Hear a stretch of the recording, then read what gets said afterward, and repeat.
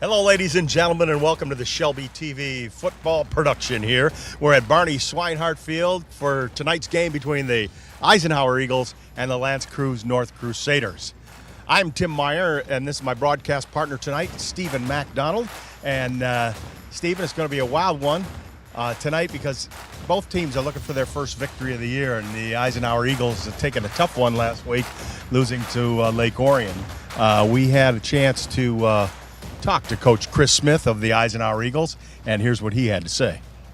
We're a super young team, so I know it's going to be a building process for this whole year. I mean, we had one returning starter on defense and 3 on offense, and so we knew that it's going to take time. We got good, talented kids, and they just, we're making a lot of mistakes right now, which you expect young guys to make. But yeah, other than that, the first game, I thought offensively the first 2 series would really move the ball well. Preston Crum was 7 for 7. Our receivers were catching the ball. He had a nice touchdown pass to Hayden Bills, who's another sophomore in the end zone. And then Preston got hurt, so it changed what we could do. And so now we got Aiden Ives in there running QB, and let's see what we got this week. When we lost Preston, we basically lost our starting quarterback, a starting receiver, and our starting cornerback, because Aiden played cornerback and receiver. So, when you lose a guy that's that valuable and you got to move somebody else that's valuable in the place, you lose a lot of positions. So, yeah, it definitely changes the dynamics. But offensively, Aiden can do just about everything that Preston can do. So, and maybe he can probably run the ball a little bit better. So we're excited about what Aiden's going to give us. We didn't really approach, we watched some film on them and we're preparing for what they have done on their film, but really this week was about us. We did a lot of individual work, trying to clean up some of our things that our kids are doing, technique-wise. I mean, that's the main thing. We got to fix our issues first, our problems that we had in the game, before we can worry about what other teams are going to do to us. So this week was really spent on focusing on ourselves. I'm just hoping to see an improvement of play, effort, all those things that we worked on this week. That's what we're really looking for. Our Eagles are a little banged up. Needless to say, the starting quarterback, Preston Crum, is hurt and will not play tonight. Aiden Ives is going to start at quarterback. Last week, the Eagles took a tough one on the chin, mainly, I believe, because of the youngness of this team. Many juniors came up and are playing. So, Stephen, tell us a little bit about L'Anse Creuse North.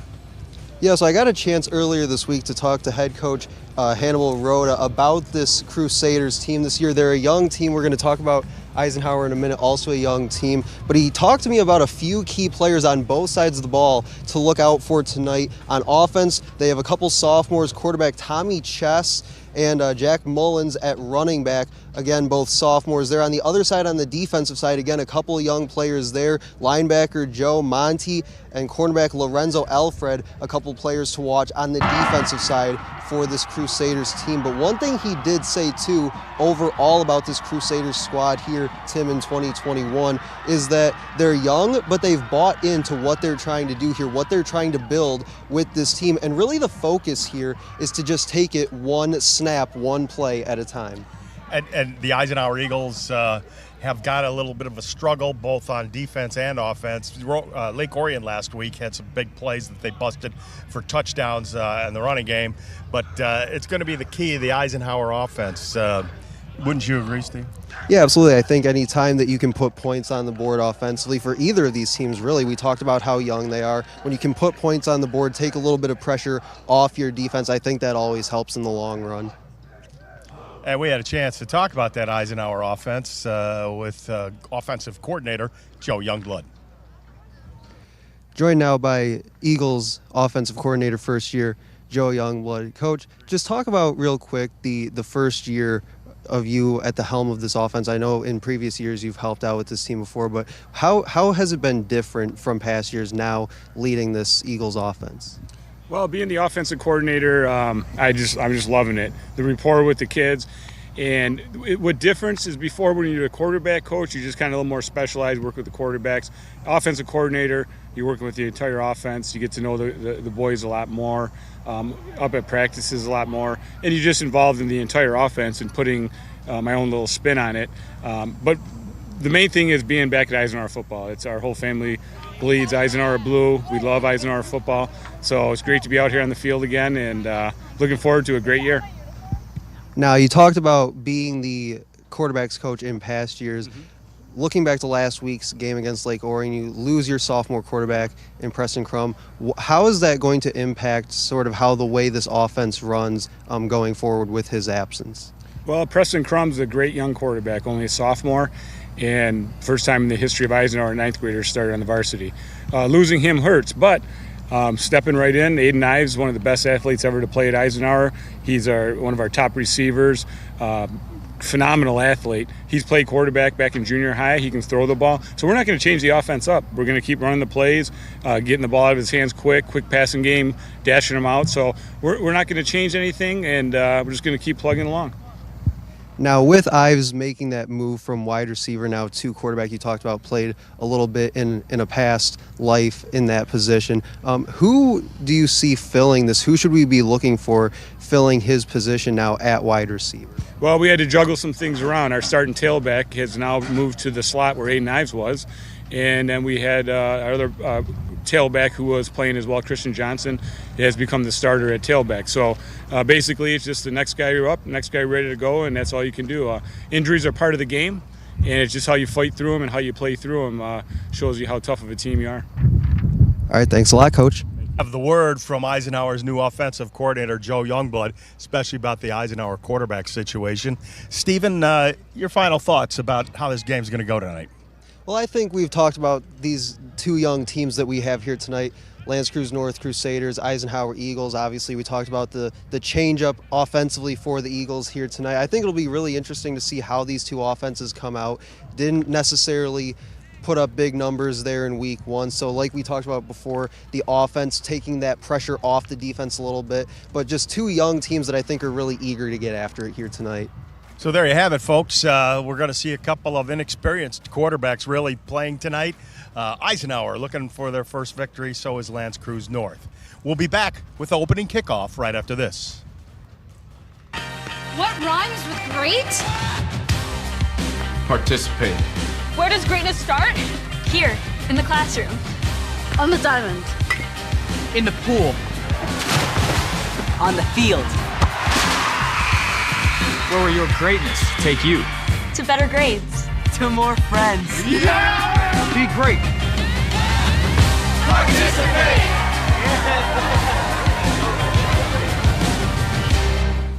Today I'm going to tell you about sportsmanship because it's important. Treat your opponents the way you would want to be treated. My mom says that. Listen to the referees. It's their job. Be nice to their team and our team. Cheer them on. Always play fair. It's the right thing to do. It's sportsmanship. It's not that hard.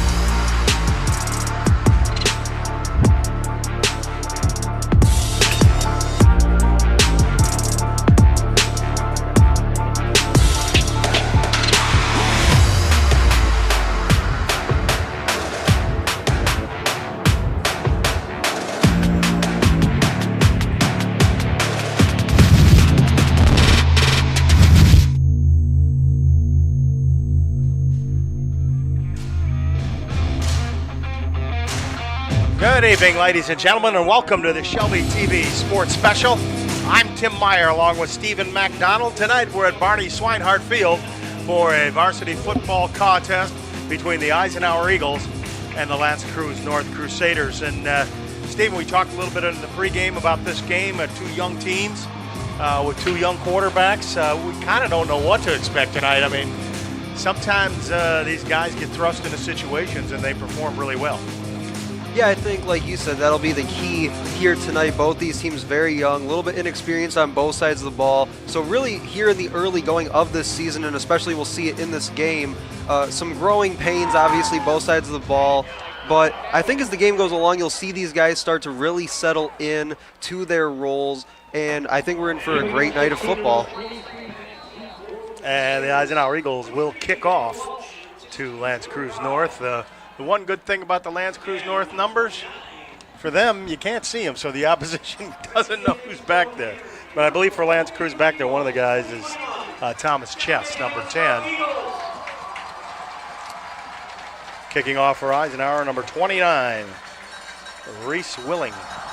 Puts a little foot into it. It's a little line drive kick. Looks like Chess taking at the 5 to 10, 15, and he's met right there by number 48, Dominic Ferraro. His mates all jump in there on it. It'll be 1st and 10 for the Lance Creuse North Crusaders. The ball will be on their own 21-yard line. Yes, we'll get our first look here tonight at that sophomore duo in the backfield. Tommy Chest, the quarterback, Jack Mullins in white at running back for the Crusaders here tonight.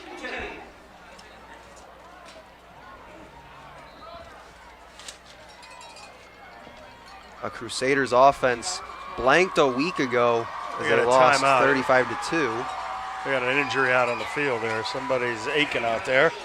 They're going to stop. But you were saying the last game for Lance Creuse North against Rochester High School, they didn't really perform very well. Yeah, no, 35-2 the final in that one. So obviously they'll look here on this opening possession to try and drive it down the field, put some points up on the board early, really give that offense and their sophomore quarterback some confidence before they hand the ball back over to the Eisenhower Eagles. Trying to get a look at who it is out there that's hurting, and it looks like number 54 for Lance Creuse North. That'd be Corey Van He, the senior linebacker. He looks like I don't know if he got the wind knocked out of him or he got hit in the spot you don't want to ever get hit on. You know, I'm not sure. But in any event, he's out of the game. And Lance Creuse North huddles up and they're getting ready for their first play.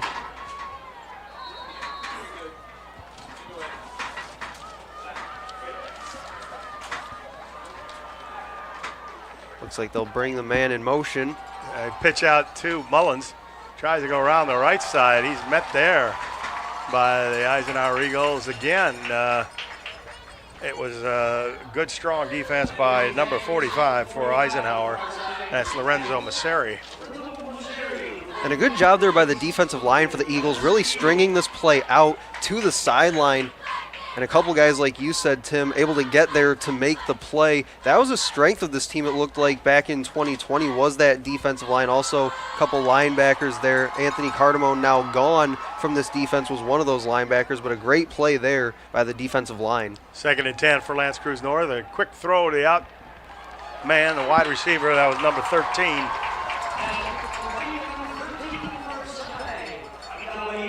Nope, I don't have a 13. So that wasn't him. Anyways, only about a 4-yard gain. It'll be 3rd down and 6.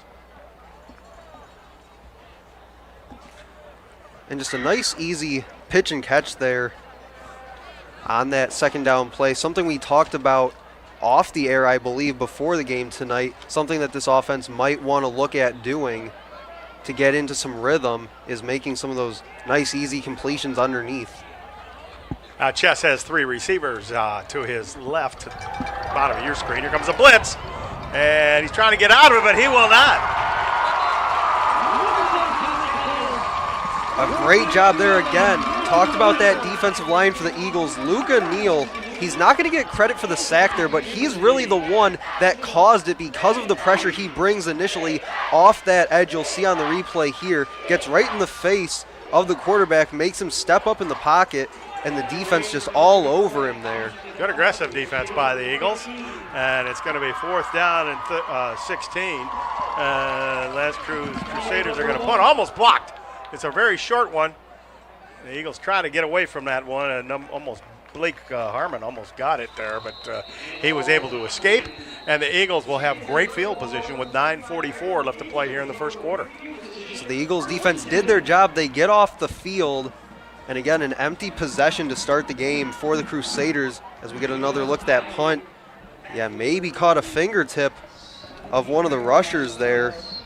Looks like Dominic Ferraro may have got a hand on it. He's also the one that will come away with a sack on that 3rd down stop just a few moments ago. We got a penalty on the play against Lance Creuse North.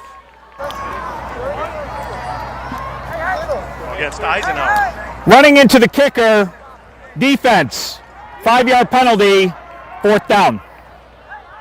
Yeah, so it was 4th down and I believe 8 there, so it won't be enough to move the chains, obviously, as we hear the officials say still 4th down. And he's going to have to kick it again. And deep for Eisenhower. Luke Myers and Aiden Ives. Now what do we got, timeout? Their first charged timeout of the first half. Yeah, it looked like Eisenhower may have had one too many guys on the field. We saw a player run off pretty late there as the teams were both set for the kick, so Eisenhower looks to have called the timeout there to save themselves the penalty.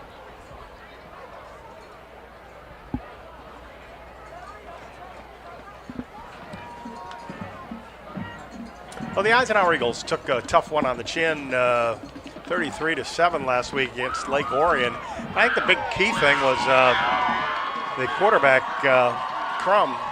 Once he was out, it was difficult because you got a guy like, a good athlete, Aiden Ives, come in, but didn't practice the first-string offense all week, and it wasn't pretty. He had one great throw though to Blake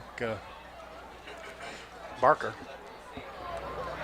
So we'll try this punt again. Let's see what happens. Eisenhower rushing again. Short toes it. Ives dropped it. Now he picked it up, but he's not going to go very far. Met right there by a wall of Lance Creuse North Crusaders. All right, at the 40-yard line, but it's still excellent field position for the Eagles. Yeah, Ives lucky to come up with it there as it looks like it bounced right off his chest pad. Able to get a lucky bounce right back up into his stomach, but there was a couple Crusaders right there to potentially pick it off the turf as we see the Eisenhower offense now taking the field. We'll see Ives lining up at quarterback here.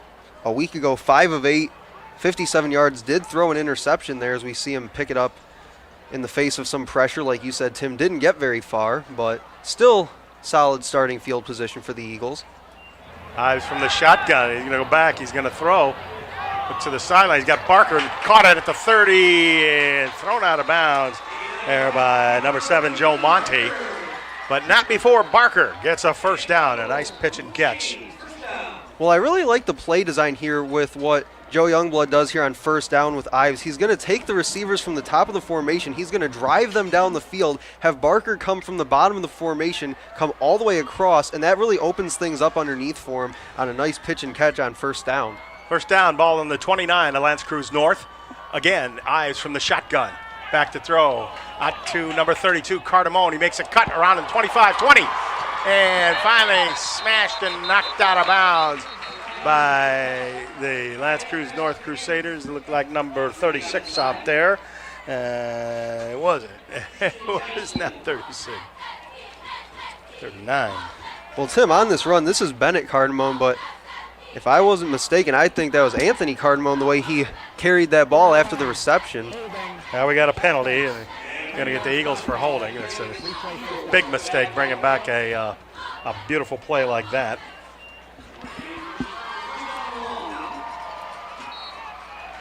Yeah, it'll be first down and 18 as we're just about a little bit under 9 minutes to go first quarter. Cardamone in motion again. He takes the snap. Now he's going to go around the left side. He doesn't have quite the room there, pushing him forward. Not going too far. Looks like Lance Creuse North did a nice job of snuffing that out. And that's a guy that we're going to see all night, number 7, Joe Monty, over there in the tackle. Yeah, Monty, one of the guys that I highlighted from this Crusaders team in pregame, somebody that head coach Hannibal Rhoda mentioned to me earlier this week. But right there on that run play, the defensive line does a really good job penetrating the backfield, but also you see there on the replay the timing of that handoff just a little bit off, and that's really what slowed down the play there. 2nd and 19 for Eisenhower. Eight Knives looks short. Now he's going deep for Barker. He makes a catch at the 5-yard line.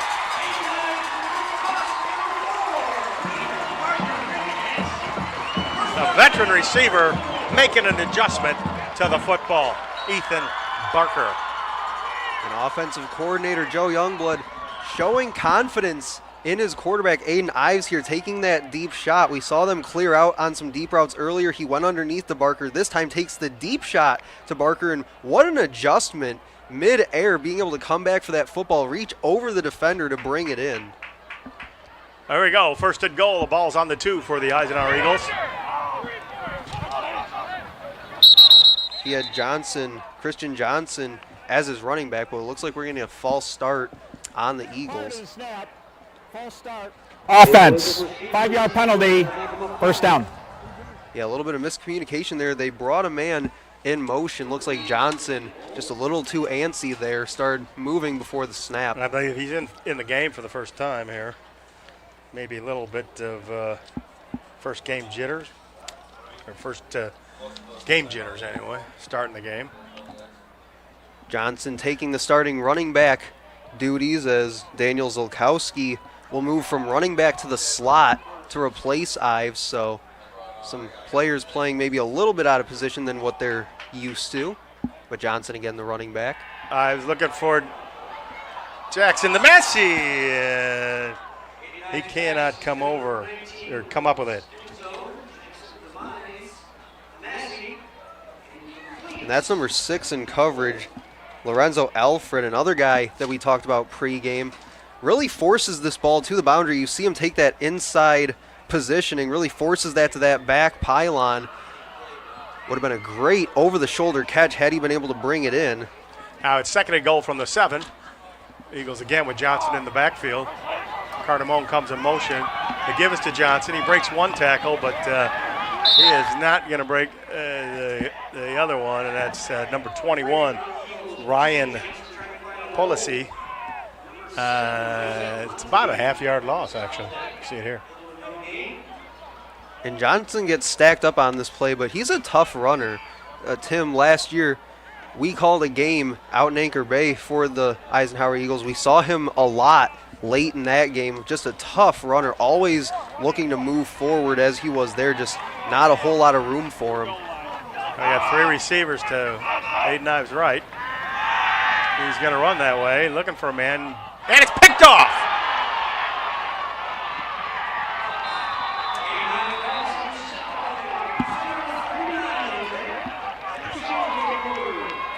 Yeah, they tried to move Ives out of the pocket, give him something to look at, try to find somebody open. I don't think he saw that linebacker cutting underneath the route and just throws it right into his hands. That's looks like number 29 for the Crusaders. Yeah, it's 39, and I don't think we have his number, but we'll get it for you, folks. I think it was 39. Anyway, it doesn't matter. It's 1st and 10 for Lance Creuse North. The ball be on their own 7-yard line. Tommy Chess in that quarterback. Looking for Mullins out of the backfield. Broken up nicely there by Eisenhower's and number 81, Cody Raymond. And he lost his helmet, so he's going to have to come out. Yeah, that was Jeremiah Whitehead, number 4 for the Crusaders. They tried to swing it out to him out in the flat. Doesn't look like he was ready for the pass as he kind of looks back and realizes, whoa, there it is. Eagles got a couple guys down there to the ball. Good aggressive play by Raymond. Also over there was Luke Myers. Raymond made the big catch.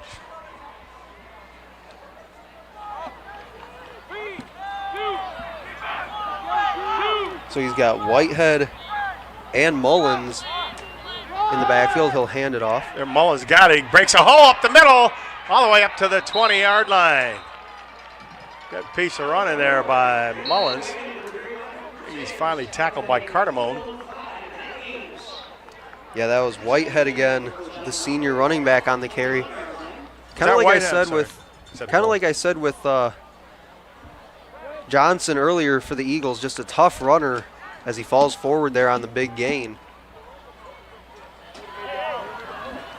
Whitehead is the lone setback for Tommy Chess.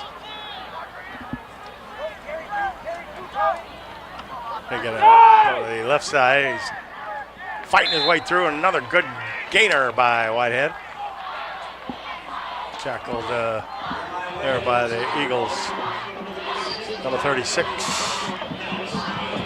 Devin Steele. See him right here. Yeah, Steele gets him first. Couple other Eagles defenders rally to the football, but again, a nice gain on first down by Whitehead. Second down and 4 for Lance Creuse North. Chest to throw to the right side, picked off.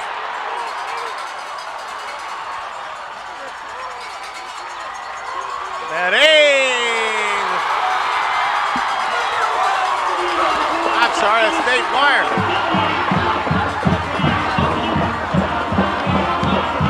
No, it is Matt Ames. I can't believe, Tim, that he stayed in bounds as he had a convoy in front of him, but he really had to have tight-roped that sideline. But on the throw, I'm not so sure that Chess wanted to throw that ball there. Looks like there was some confusion on the route. Receiver broke outside, he throws it inside, and the result is a pick six. Yeah, you see on the replay there, Ames really tight-roped that sideline. The senior defensive back.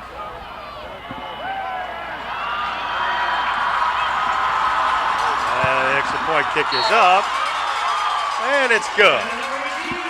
So the score with 4:41 to play here in the first quarter. The Eisenhower Eagles 7 and the Lance Creuse North Crusaders nothing. And you see the interception here. Yeah, just look at the Eagles pushing their man downfield, really opening up that sideline for Ames to run it all the way back. They got a good block from Devin Steele, number 36 out there. And Tim, a big first score here as we have 4:41 to go first quarter here from Swinehart Field. That's something we talked about with both these teams, being able to take the ball down the field. Obviously that was a defensive score, but being able to put the ball in the end zone and give some points to your team, something that these two teams weren't able to do a week ago. Well, the Eagles were knocking on the door there when they got the football down, first and goal from the 7, and threw an interception. So this, I guess, in a way is credited to the Eagles team to come back and get that touchdown.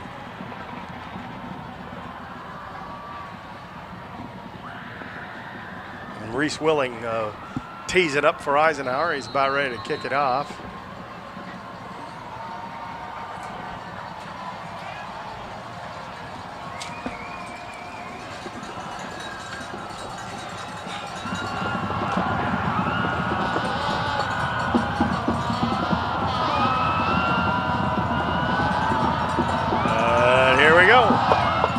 Short kick, a little lobber. It's going to bounce. Somebody better get it. Chess gets it. You're going to go around the right side, and a decent return up to the 33-yard line. Looks like in there for Eisenhower. Be 36 for Eisenhower, and that is Steele. Also in there was number 81, Cody Raymond. Yeah, from up here in the booth where we are, Tim, tough to see some of these numbers that the Crusaders are wearing. That was 16, Jordan Rao on the return, the senior wide receiver. And I got to tell you, Willing was really building the anticipation on that kick. The student section cheering for quite some time before he finally let it go. What do we got? Change the football. That's right. And now Tommy Chess has another shot at it. His team now down 7-0. They'll look to respond. See, good. Jeremiah Whitehead is in the backfield. Looks like they may one right, and they are. Tries to get way outside, almost caught there. Breaks a tackle. Good run by Whitehead, who really, there was nothing there. Now we got an injured Eagle. I don't know who that is. He's holding his knee. That's not a good sign. Looks like number 59 out there for Eisenhower, and that's Ethan Roshaki. And you see on the replay here again, the Eagles defense doing a great job of stretching out these runs all the way to the sideline, not really giving up too much room, as Ryan Polisi was the one stringing that play out. Now we'll see here. We hope that it's not too serious with Ethan Roshaki. It doesn't look promising though. He grabbed that knee right away. Now sometimes, you know, that you get knee on knee. Maybe it can be like a little bruise or something. We'll see how he gets up and walks off.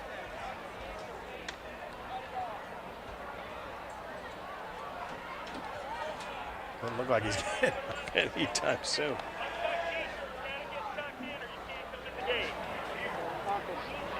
And you see the Eisenhower Eagles kneeling there for their teammate. Boy, that's aggravating and painful. You see the kids get hurt like that. You know, as Joe Youngblood said, you know, I mean, that's football. It's been like that all the time. Football is getting hurt as part of the game. Well, it's good to see him walk. Doesn't seem like anything broken, but maybe he's got a knocker on that knee. But you know, he's a big fella and he's a valuable player on this Eisenhower team, Ethan Roshaki. Try to probably put some ice on that thing. Dr. Popovsky out there. See him. He's been team doctor for the Eisenhower Eagles for a while. His brother, Tony Popovsky. Nice cut there by Whitehead. He's met by some Eagles there.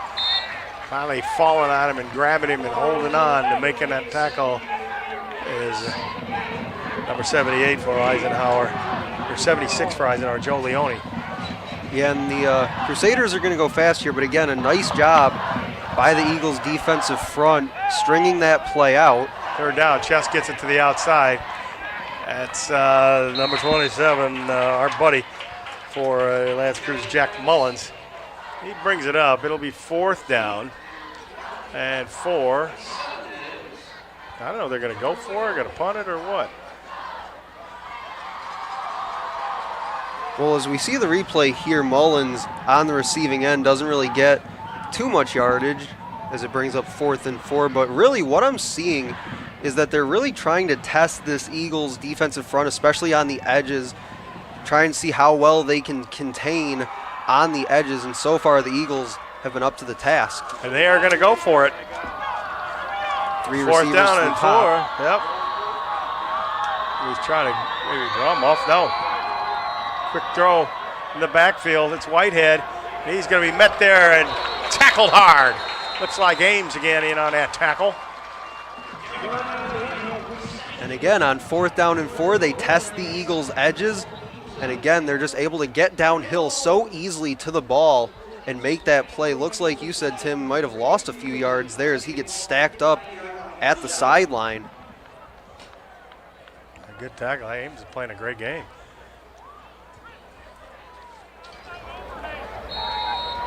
So here come the Eagles, 1st and 10. Ball is going to be on the Lance Creuse North Crusader 35. Aiden Nyes from the shotgun. Johnson's in the backfield. And Solkowski in motion. Going to try to go around the left side. Got a little bit of a block. Nice block over the 30. And finally tackled there by the Crusaders and number 52, Gerard Delay. I don't see a flag out there, Steven. So here you go. Here's Mr. Solkowski. Yeah, looks like it was a clean play. A nice block by Barker. And he picks up 9. That's one of those plays on those jet sweeps where You run about 40, 50 yards and you pick up about 9.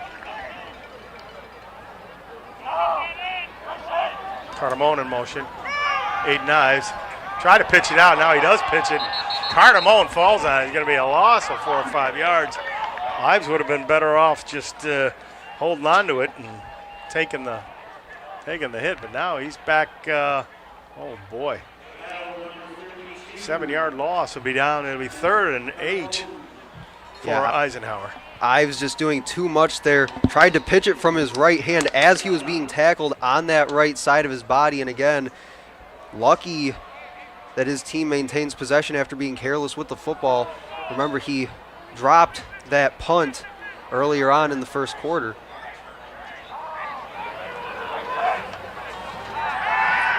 Oh, he's trouble here. Ives gets some good blocking, goes through it. He's to the 20, to the 15, to the 10, 5, touchdown Eisenhower.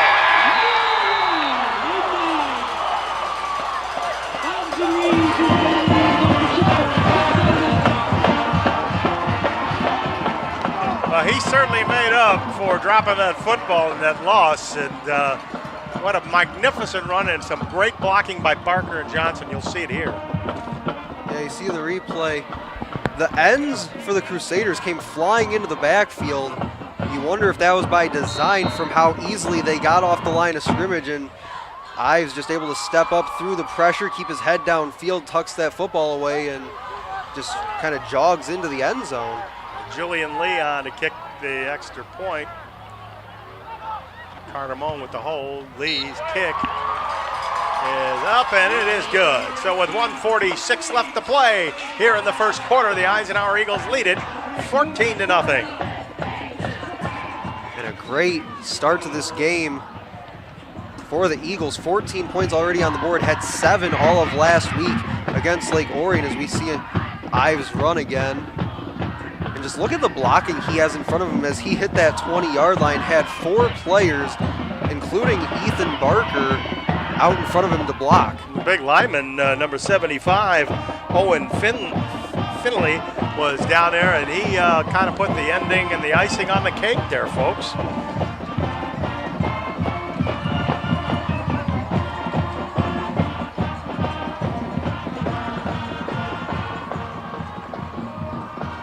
Well, we still have 1:46 to go in the opening quarter, so plenty of time here in the first half from Swinehart Field. But this is a point now where you want to see the Crusaders offense come out, move the ball downfield, get across the 50, and really have a shot at putting this ball in the end zone to try and get something going.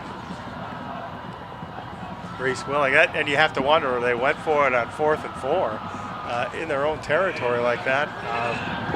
Eisenhower taking advantage of it.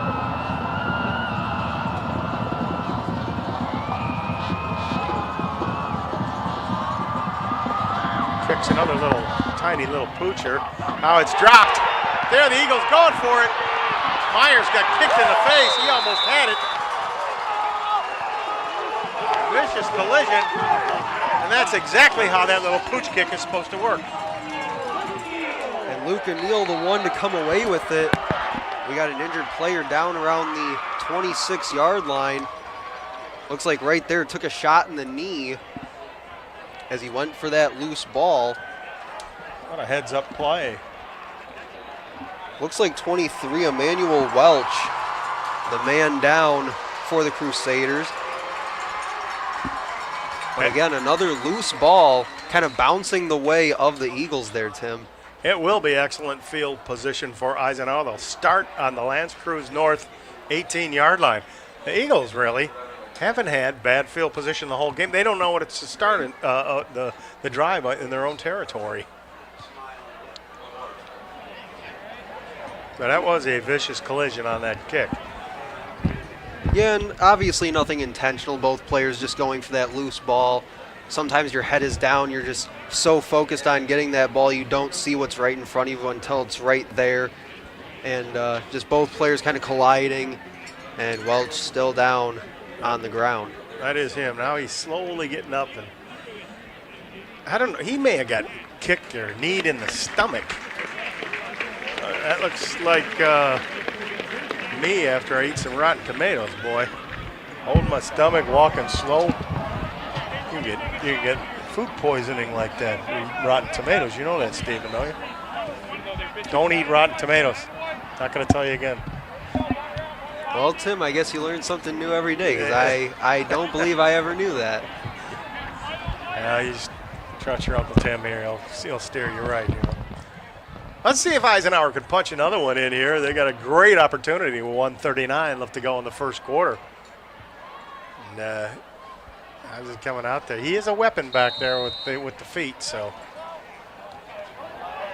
And it'll be interesting to see how the Crusaders defense plays again with their backs against the wall here. Already down a few scores. Ives looking for Barker. He's down there. Oh! He almost had that time perfectly, Ethan Barker did. Going up against Jordan Rao, the defensive back in coverage. We saw Barker come down with a ball like that earlier on in the first quarter. Looks like they tried to go back there again, and just a little too tall for him. Almost. It'll be 2nd down and 10. Ball on the 18 of Lance Creuse North. But again, Tim, I love the shot Joe Youngblood taking on 1st down there. Now we got a penalty. And I think that's a motion penalty against Eisenhower. It is. It'll be a legal motion against the Eagles. Prior to the snap, full start, offense, 5-yard penalty, 2nd down. We have that pretty clear. And you could hear, for those of you at home might have heard, on the Eagles sideline somebody saying you have to get set right now. So obviously, like we said before with some of those jet handoffs, the timing is everything on those plays as we saw there. Now here we go, 2nd down and 15. Johnson in the backfield with Ives. Ives looking, now he's gonna have to come out of it. Thought about Solkowski, who almost made a turn. And it'll be about a 6-yard gain back to almost the original line of scrimmage for Ives. It looked like number 27, Solkowski, was going to turn it up and turn around and he was going to hit him, but Ives thought the better of it, and probably the right play. A good job on the back end by Johnson in pass blocking in front of Ives, helping out there the running back did. And it looked like Ives a little bit tentative, not really sure what he wanted to do there, throw it downfield, tuck it and run. So something to look forward to the rest of the game is seeing his decision making and how quickly he's able to do that. 3rd and 10. Ives going out to his right, gonna fire it out there, got Cardamone. Can't break a tackle there. He's tackled at the 16-yard line. It's Delay, number 52, making the tackle. It'll be 4th down from the 16-yard line. See if the Eagles are gonna kick the field goal. Looks like Lee's out there. Yeah, they are. They're going to try a field goal here. And looks like Stephen about a 34-yarder for number 18, Julian Lee. Cardamone to hold. Just about 5 seconds left. We'll see if they get it off. Kick is up. And the kick is good. And that'll be the end of the first quarter with the score. The Eisenhower Eagles 17, the Lance Creuse North Crusaders nothing. We'll be back right after this.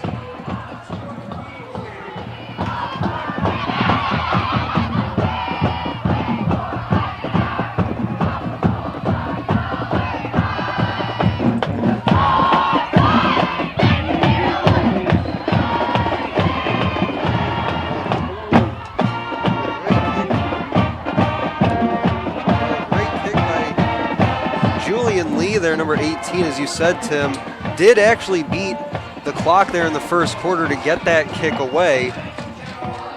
And again, the Crusaders digging themselves a little bit bigger of a hole as we're getting set to start the second quarter of play. I'm sorry, Stephen. I was listening to the Eisenhower fight song. The band doing a wonderful rendition. What do you think? You were a band at Utica. I know. That's not the right fight song. I know that's what you were thinking. Yes, did spend 4 years at Utica in the marching band there. Obviously familiar with the Eisenhower marching band as well.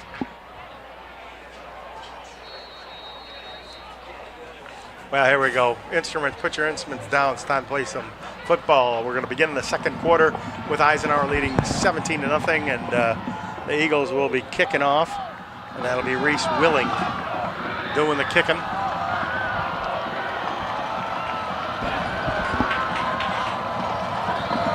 I think Emmanuel Welch is back in the lineup back there. He is. Kick is high. We take him by Tommy Chess at the 5, to the 10, to the 15, to the 20. Oh, and he's got a little bit of an opening. And finally tackled by the kicker, number 29, Reese Willing. But boy, a good return by Tommy Chess.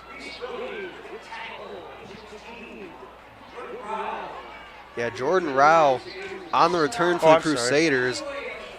Really, like you said, Tim, once he got around that 20, started picking up some momentum. But the Eagles again doing well in kick coverage.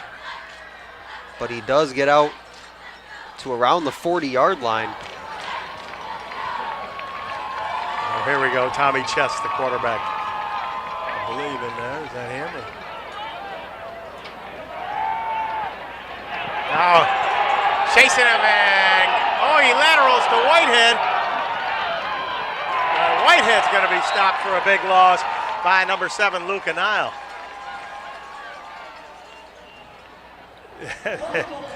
I guess when you have a sophomore playing quarterback, you're going to get a play like this. And a tough break as he's able to get rid of it. Ryan Polisi trying to drag him down, just couldn't get him down quick enough as he's able to shovel it off to Whitehead. Gets a couple of yards back for them as they would have been back inside their 20 had Chess been taken down. At the 24, it'll be 2nd and 26. Hand off to Whitehead. He's got a little bit of room, but we tackled there. Stopped initially by number 81 for the Eagles, Cody Raymond. The rest of the guys came in. See it here. And I think as we take a look at the run by Whitehead, they're going back to that play before that run made by Chess. While it did work for him, kind of a similar play to what we saw Ives do back in that first quarter, nearly losing that football on the pitch. That's something that I think these Crusaders coaches will go to Tommy Chess and say, hey, I know it worked, but let's maybe not try that again. Chess again with Whitehead in the backfield, 3rd down at 21. Looking to go deep, and it's caught out there. He's short of the first down, but let's see who got that football. Looks like that was James Watts, number 11, on the reception. You saw the stick there around the 40. That's the original line of scrimmage from where they started. So gets across that line, but still a couple yards short of the line to gain. Cardamone in on that tackle. Anyway, that is going to be Lance Creuse to punt. Hayden Bills, the deep man for the Eagles. Short one, he's fair caught it, and he'll be at the 31. And good thing he didn't get a penalty. Yeah, Bills a little excited there, called for the fair catch, and then decided to run when he saw there was open field. So officials tell him to bring it back with 9:37 to go in the half.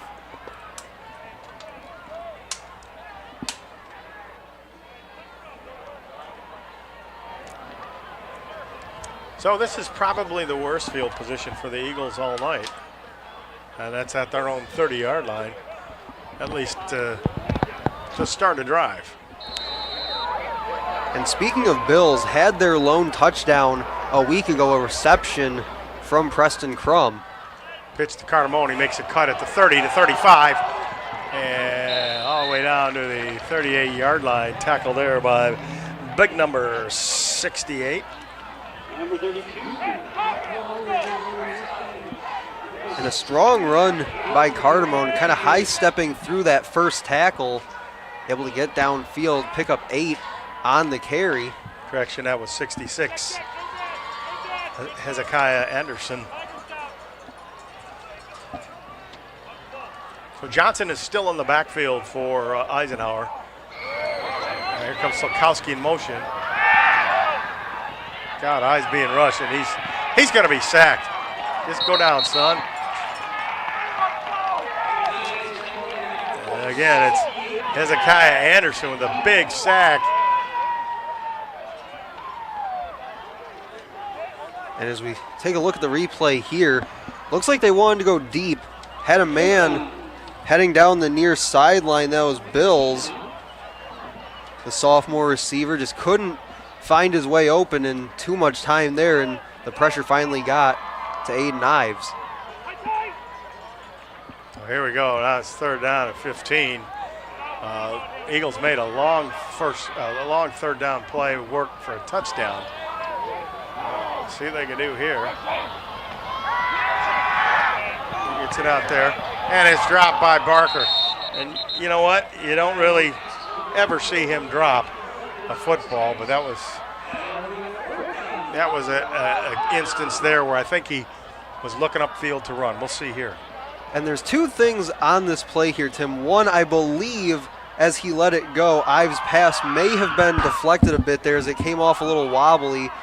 And the second thing is Barker may have picked his head up there as he started to catch that football to head downfield, but just never really secured the catch before. And Nate Myers is a little bit banged up and on that sideline. They're calling for him. So Grant Caston comes in, number 88, take his spot. Punt by O'Neill's partially blocked.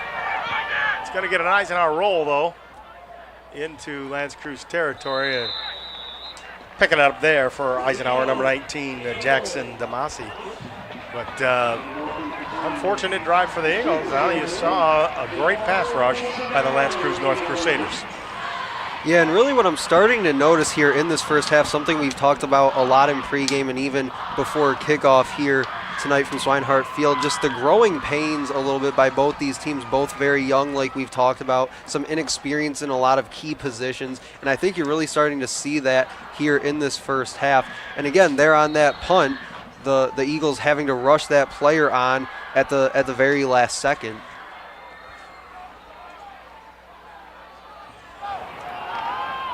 As Whitehead got a little bit of running room. Oh! Keeps his balance. Cardamone undercut him and kept his balance and finally brought down by Andrew Langcam. Yeah, we're seeing some very hard-running, talented running backs here in this game from both sides. Whitehead does a nice job bouncing off that blocker, getting to the edge, spinning off a tackle, and gaining a few extra yards there. Nice balance by Whitehead. It'll be second down and 5 for Lance Creuse North. They're inside Eisenhower territory at the 48-yard line. Chess pitches out again to Whitehead, trying to go around the end. Oh, a nice play by Ames.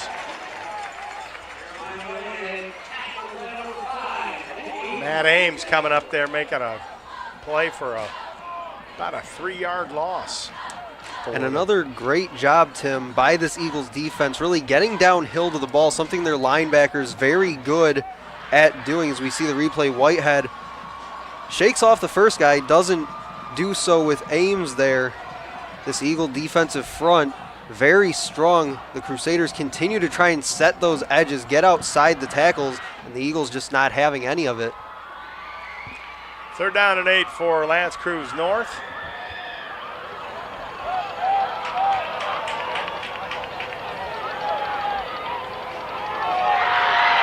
Mullins and Brighton back there. Chest throws. It's caught out there. Tackled immediately. Caught out there by number 3, Derek Redinger. But he's tackled immediately by Ames.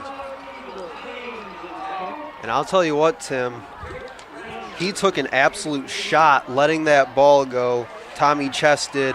And he got it from Lorenzo Mocheri. As the Eagles brought a lot of pressure there on third down. It got to him, but just able to get it off before it got home.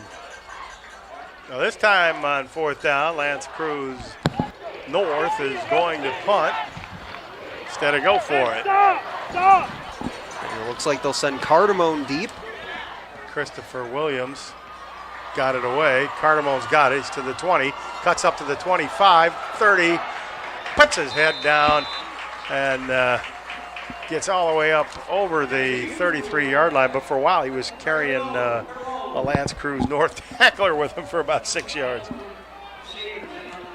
And something that might go unnoticed as we check the replay here is you see very briefly Ryan Polisi on the edge does a good job not blocking in the back there, gets to the hip of his man and kind of just bumps him out of the way so as not to get a penalty there. 5:24 left to go here in the second quarter.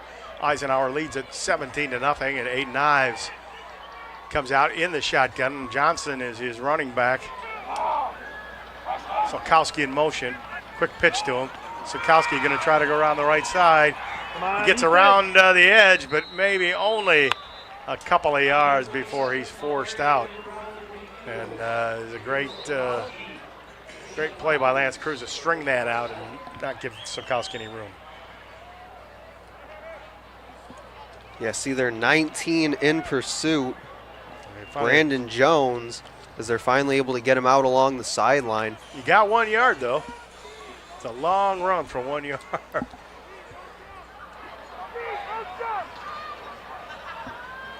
Second down and 9, ball in the 33 of Eisenhower. Aiden Ives fakes the handoff. Gonna go deep. He's got a man down there. Cardmo's got it at the 45 to the 35. Down to the 30-yard line. Cardamone dragging tacklers. Watts and Delay. And also number 5, Breitenbeck. But he drags them all. Catches the ball down to the 30. Nice play by Cardamone, but a nice throw by Aiden Ives to see him. And another example of offensive coordinator Joe Youngblood having confidence in his quarterback, confidence in this offense to take those kind of deep shots over the middle of the field. Again, Ives from the shotgun. Ball on the 30 of Lance Creuse North. Throw the outside, got Barker. Barker's met right there and a nice read. They're going to call it incomplete. First they thought it was a fumble, but it's incomplete. Yeah, Barker got stuck. You see it right here. Yes, they go back to that screen to the outside after he dropped it earlier, and Rao just put the hit on him and was able to knock it loose. Barker got him for one deep pass, but Rao looks like he's an athlete up to the challenge. Ives looking over the middle, got a man. Solkowski's got it. Touchdown, Eisenhower.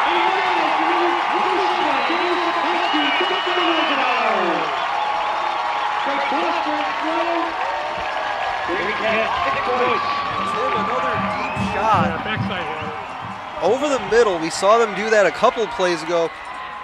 I wasn't really sure that the receivers ran maybe the right route a few plays ago when they ran a similar play over the middle. They had two guys in the same spot on the field. Here they run it to the opposite side. Zolkowski wide open. The play action really froze that slot guy covering Zolkowski, and once he got a step on him, he was gone.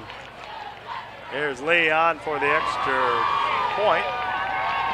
Kick is up. And they blocked it. No good. And the point after. So with 4:21 to play here in the second quarter, the Eisenhower Eagles lead it 23-0 here over the Lance Creuse North Crusaders.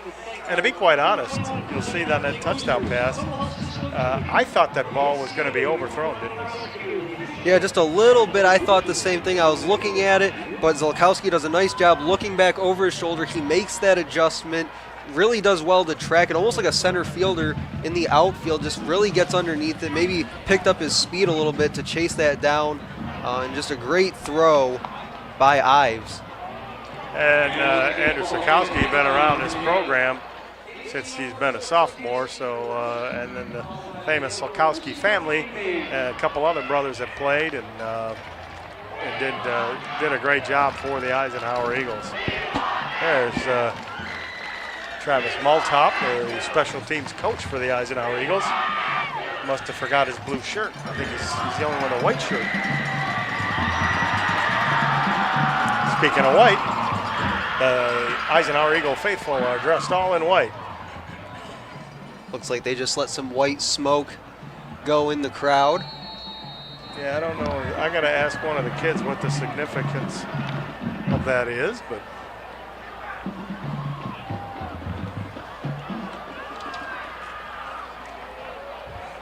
somebody's being looked at over there. That's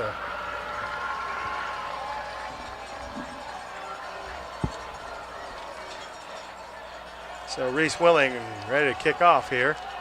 We'll see if he kicks it in the direction of Emmanuel Welch again. And he does. Welch is going to take it on the, and he'll drop it again. And I think Rao had to come and pick it up. He's got some butterfingers out there. Actually, I believe it was Welch that fell on it. If we see the replay here. Oh no, you're right. It was Welch. He dropped it. 23 dropped it. Was it Rao that fell on it? Yep, Rao right there jumps on it. He saved the day for Lance Creuse North. He almost gave Eisenhower excellent field position again with 4:16 left to play here in the first half. Now, well, let's see what the Crusaders do. Down 23-0. See if they have some special plays up their sleeve.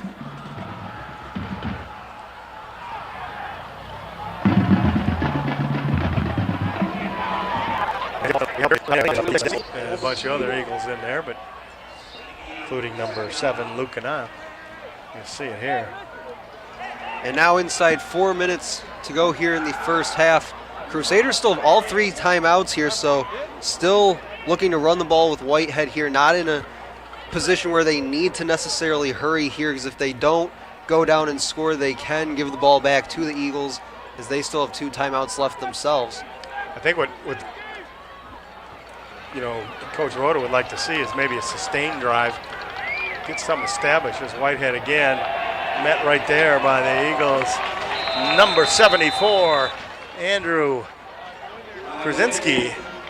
Andrew, first one to meet him, and the rest of the Eagles piled on there. Cody Raymond, all the guys in there. Coming up the bottom of the file for the Eagles. Not much doing again there in the running game. Eagles defensive front doing well to plug up the holes. They're down at 6. The ball is on the Crusaders' own 21-yard line. 3 receivers to the top of your screen, 2 receivers on the bottom of your screen. Oh, somebody moved. Illegal procedure looks like against Lance Creuse North. They look a little jumpy there. Dave Brzezinski, prior to the snap, great full defensive start, coordinator for the offense, Eisenhower Eagles. 5-yard penalty, and the owner of down. the best hit in Eisenhower history, Dave Brzezinski. And it looked like the Eagles were disguising a blitz there as they dropped guys back at the snap, but brought some guys up to the line of scrimmage. Maybe that's what caused the Crusaders to jump there. It's going to be 3rd down and 11 now. The ball will be on the Crusaders' 16.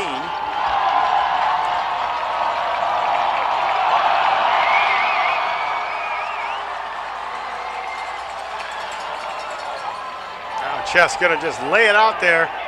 Eagles are back there. Oh, almost picked off. Jackson Damasi, number 19, had a hand on it, and he tipped it. I think it was Myers back there, almost came up with it. Let's see, maybe I'm wrong, but I know Damasi tipped it, and it was Myers there. It just didn't fall in his lap. So Lance Creuse North is going to have to punt. Yeah, Chess just takes the snap there and sends it down the far sideline, just trying to make a play. Now what's going on here? Eagles can't get it together here on the special teams, and they're going to have to call a timeout. Second charge timeout of the first half. That's unfortunate. And earlier on in the game, Tim, when the Eagles were actually lining up to punt themselves and they had to run that player on last minute, that's something I talked about. We talked about the growing pains for these 2 young teams here in the early going of this season, and especially here, as we'll see going throughout tonight's game. It's even stuff as simple as the personnel, having the right personnel on the field, guys knowing where they're supposed to be, when they need to be there. We saw some of the timing with those motion plays from both these teams. Just really getting these guys comfortable with the system they're in and what their job is within that system. So here we go, 4th down and 11. Looks like the Eagles got the correct complement of players on there. And just as I say that, number 12, Hayden Bills comes jogging off. Myers will be deep for Eisenhower. Christopher Williams with the kick. That almost looked like it was partially blocked. Myers lets it bounce. He fields it on the hop to the 50, to the 45. He's to the 43-yard line of Lance Creuse North. And on that tackle for the Crusaders, number 54, Corey Van Hee. See it here. Yeah, the Eagles will start with pretty good field position here. A tick under 2 minutes to go in the opening half from Swinehart Field. They do have one timeout remaining, so they do have a chance to put some more points up on the board before we hit the half. And he picked up that ball, looked like a shortstop there. Way he scooped it up. Good sure hands by Nate Myers. Now here's eyes from the shotgun. Sokowski in motion. They'll run the option. Sokowski's got it. He's going to cut it up. Gets over the line of scrimmage, and he's going to get about 3 yards on that.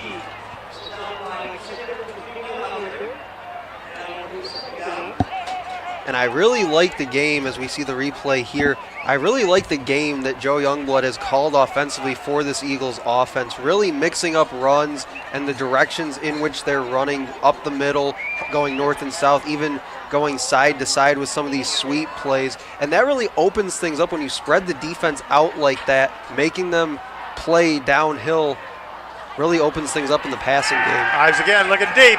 Got a man down there. It's Barker. He's got it. Goes down hard, but he makes the catch.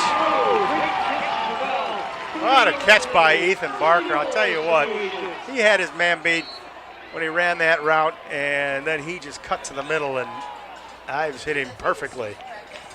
But a great recovery by Rao defensively. Like you said, Tim, got beat initially, but a great job recovering there. But a beautiful pass as we see the replay here quickly. A beautiful thrown ball by Ives, fit into a very tight window there as you see Rao all over it. Hand off to Cardamone, and that didn't fool anybody on that Lance Creuse North defense, especially number 31 for the Crusaders, Gabriel Vinard. Yeah, the senior linebacker getting downhill. Eagles inside 30 seconds to go will go quickly here. Ives looking, throw deep in the corner, got Cardamone, but just let him a little too much. That'll stop the clock with 18.5 seconds. It'll be 3rd down and 9. Right call there on the pass going to that back corner of the end zone. Just a little out in front of him, like you said, Tim. Maybe Cardamone had to speed up his feet a little bit there as you see he gets tripped up by the turf. But still 3rd down and goal. Clock stops with 18.5 seconds to go. So Eagles come out of it.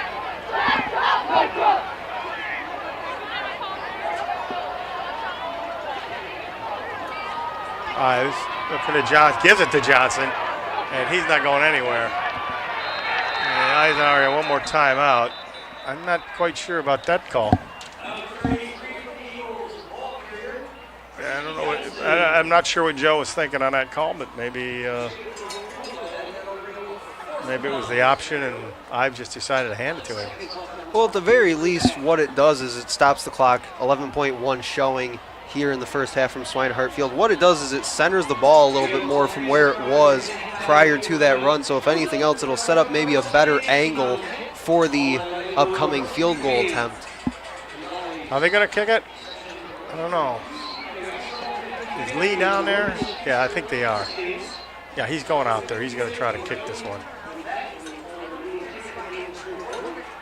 Yeah, when you're this close, he made one from about 34, 35 yards earlier on in the game. This one's a little bit inside of that even, so if I were Chris Smith, I would attempt the field goal here as they are. They're going to be looks like a 31-yarder this time. Call 32. They're going to call timeout on the Lance Creuse North sidelines to give them a little icing.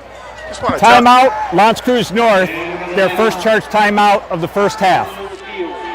Just want to take a moment here and pass along our condolences to the Shapansky family. Rocky Shapansky, longtime fixture here in Shelby Township. A lot of people know him from Shelby Lanes. Went to Shelby Junior High, and Rocky passed away earlier this week. And we want to give our condolences. And Rocky holds the record at Shelby Junior High for the longest punt in 7th grade at Shelby Junior High. But a lot of people, like I say, will know Rocky. Maybe you saw him on his bike, and maybe you saw him at Shelby Lanes. But Rocky Shapansky.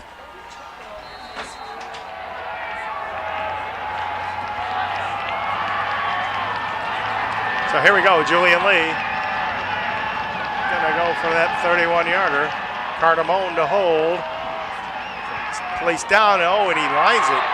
I don't know if he went through. No, it missed it badly, and he knows it. He knows he miskicked that. Yeah, very upset with himself there. Just knows he didn't hit it the right way, and sometimes even just hitting it a little bit off can make a big difference. But that one never really had a chance as it came off his foot. And with 7.5 seconds to go first half, I don't think we'll see anything more than a kneel down. We first got to get the football down. Get placed down there before we can start anything. Yeah, that's something specifically on special teams we've seen a little bit of trouble with both these teams hanging on to the football. We've also seen both quarterbacks a little bit risky on some of their pitches with the football as well. So here we go. We expect to see a kneel down, but you never know here. It's high school football. I don't know if they're going to do a razzle-dazzle-dazzle or just going to kneel down. It looks like they're going to put a play on here. Yeah, they got 3 receivers to the bottom. And it's picked off. That was Blake Harmon. Nice job of picking that off and intercepting the football. 3 seconds left. And James Watts, number 11, never looks back for the football. The football is thrown his way as we see the replay here. Just wide open between the coverage, just never looks back for the ball. That's the second time this half we've seen a Crusaders offensive player just never look back for the football, and it zips right by his ear. Let's see what Eisenhower does. I mean, he certainly could go deep. Yeah, I was going to say, Tim, now we might see a kneel down with 3 seconds to go, but with this kind of field position, I wouldn't be surprised if they tried something deep. I got 3 receivers to the top of your screen, right side. Fake to Johnson, back goes Ives, throws it as far as he can. Got a man open, it's Cardamone. He's got it, touchdown, Eisenhower.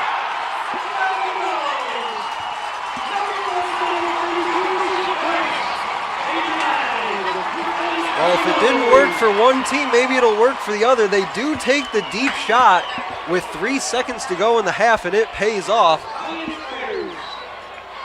And I'm sure we'll see the replay here in just a second. Well, Lee's going to come out and kick the extra. Cardamone caught the touchdown. He thought he'd get a reprieve from holding the football for Lee, but nope. Get out there, Bennett, and you got to hold the football too. You got to score the touchdown, hold the football for the extra point. Your job is not over. Lee, see, he a couple bad kicks the last 2 kicks, so let's see what he does. And this time, the kick is up, and the kick is good. Yeah, Lee not trying to do too much there as we see the replay. Ives really settles back in the pocket there, takes the deep shot, and wide open on the receiving end was Cardamone. What happened, he was looking in the middle of the field, may have looked off the safety there kind of draws him into the middle of the field on that play, then throws it over the top to Cardamone. And on that extra point, Lee not trying to do too much, kind of just a chip shot there on the kick, just trying to get it through those uprights. Well, that is the end of the first half.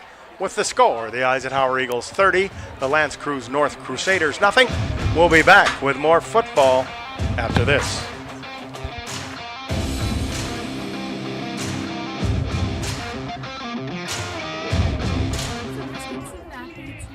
Advisor Council's role is to convey the message of how high school sports are supposed to be played. We are responsible for helping the MHSA maintain a positive and healthy atmosphere in which interscholastic athletes can thrive. We believe all athletes should be competitive, sportsmanlike, and excel academically. We believe students in the stands should have fun, but not take the focus away from the game. We believe coaches should act as teachers helping student athletes develop, while still keeping high school sports in perspective. We believe that parents should always be positive role models and be supportive of their child's decisions. We believe officials commit their own time to high school sports, and respect should always be shown and given to them. The most important goal for student athletes is to enjoy high school sports while keeping a high level of respect between all those involved in the games. Enjoy the game!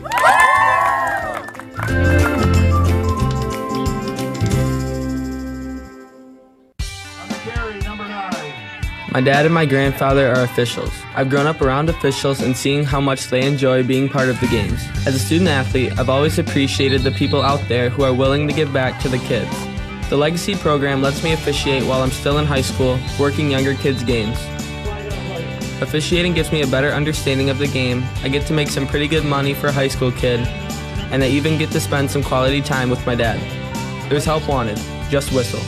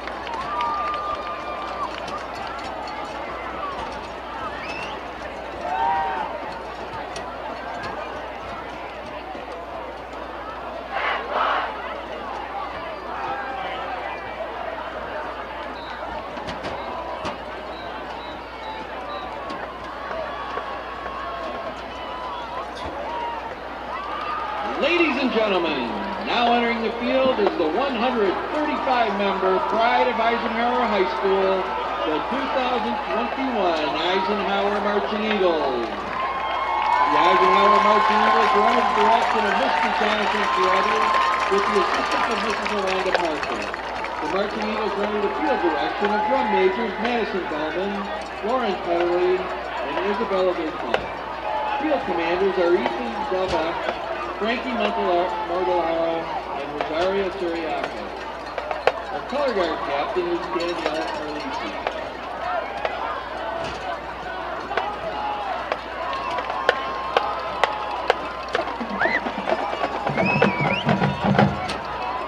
Do memories contribute to your dreams, or do your dreams make your memories? The Marching Eagles think it is a little bit of both. Your memories contribute to your dreams. They motivate you and push you to be the best you can be.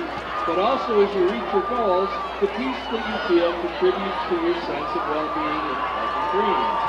Today we invite you on this musical journey of memories and dreams.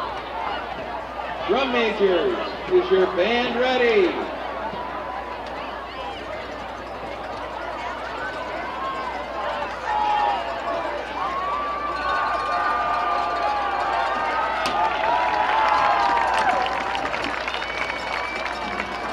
Are not always good. A breakup or a friendship ending is generally not a fond memory for anyone, but the result can make us emotionally stronger and teach us to treat each other better.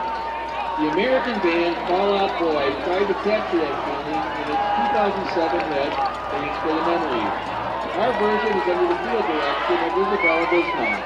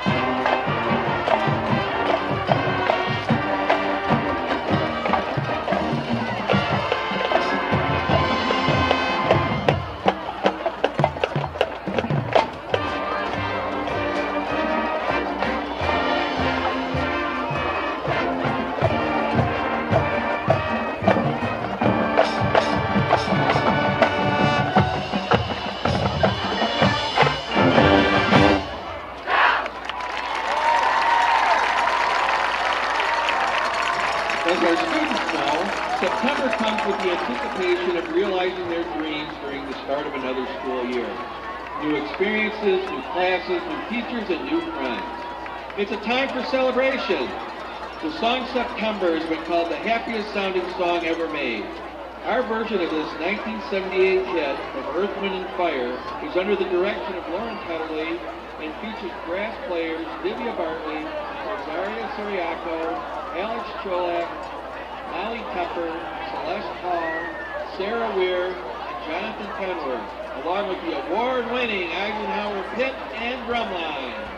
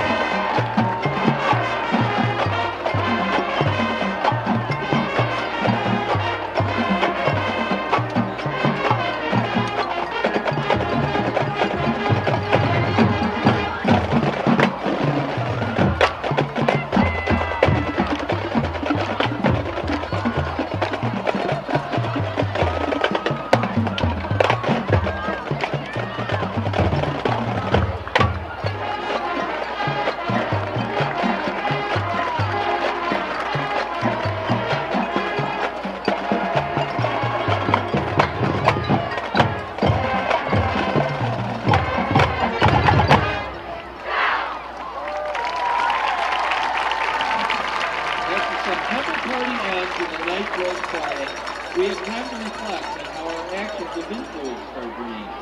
The sweet song I Dreamed a Dream from the 1985 musical Les Miserables asks that question.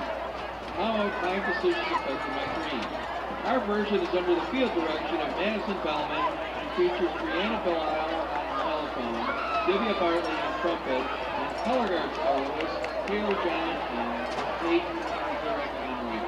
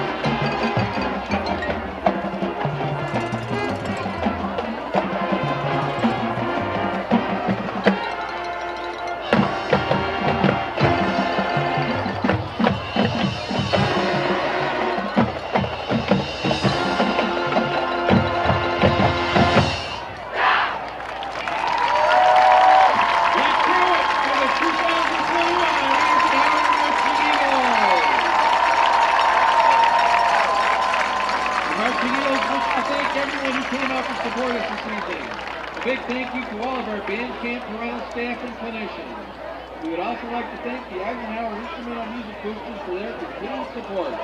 We hope you've enjoyed the sights and sounds of the 2021 Eisenhower Marching Eagles.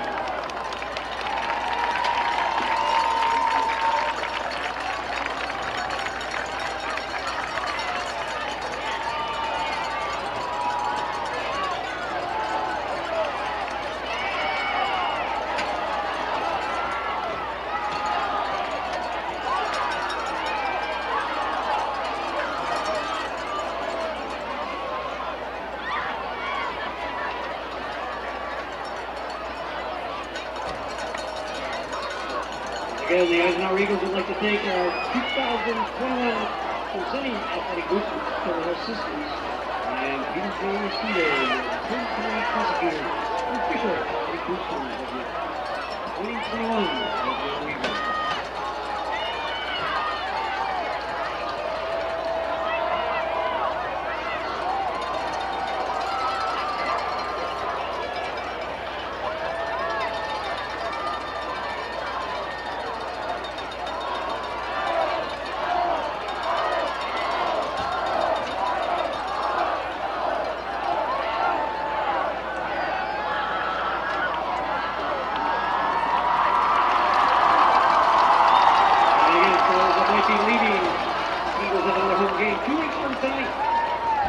We'll be right back here.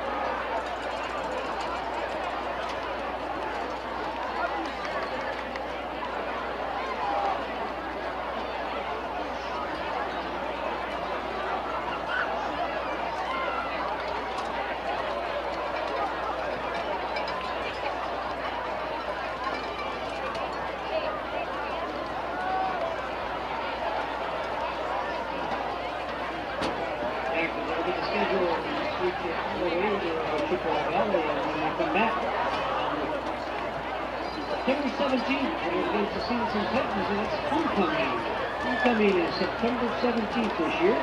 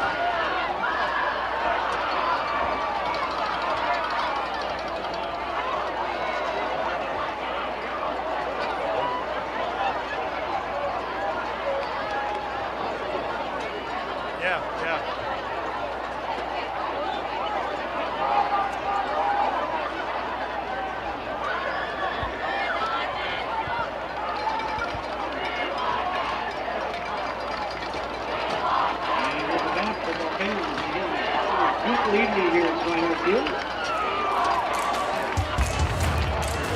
65 degrees, And we're back here at Barney Swinehart Field for second half football action between the Eisenhower Eagles and the Lance Crusaders.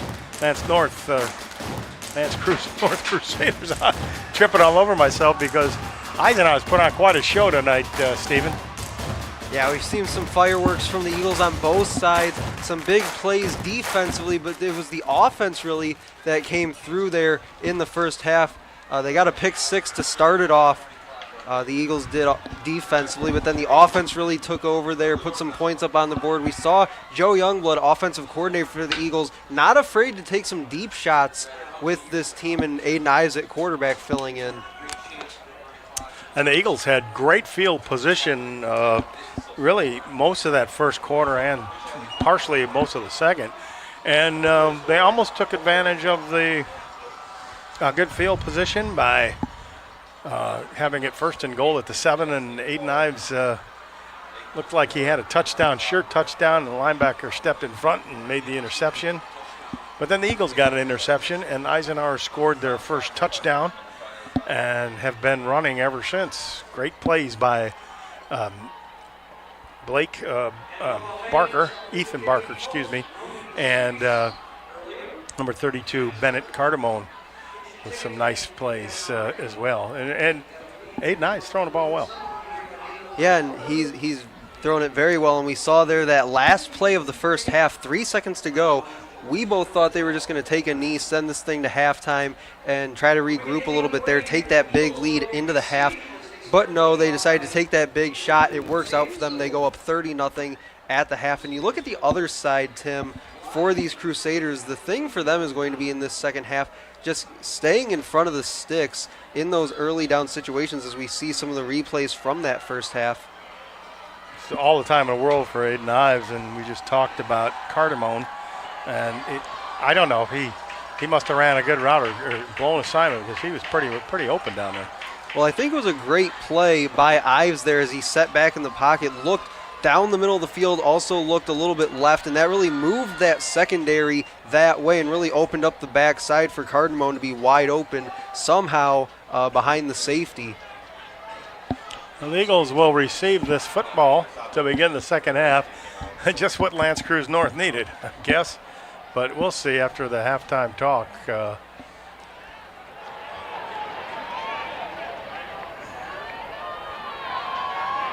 Christopher Williams to kick it off.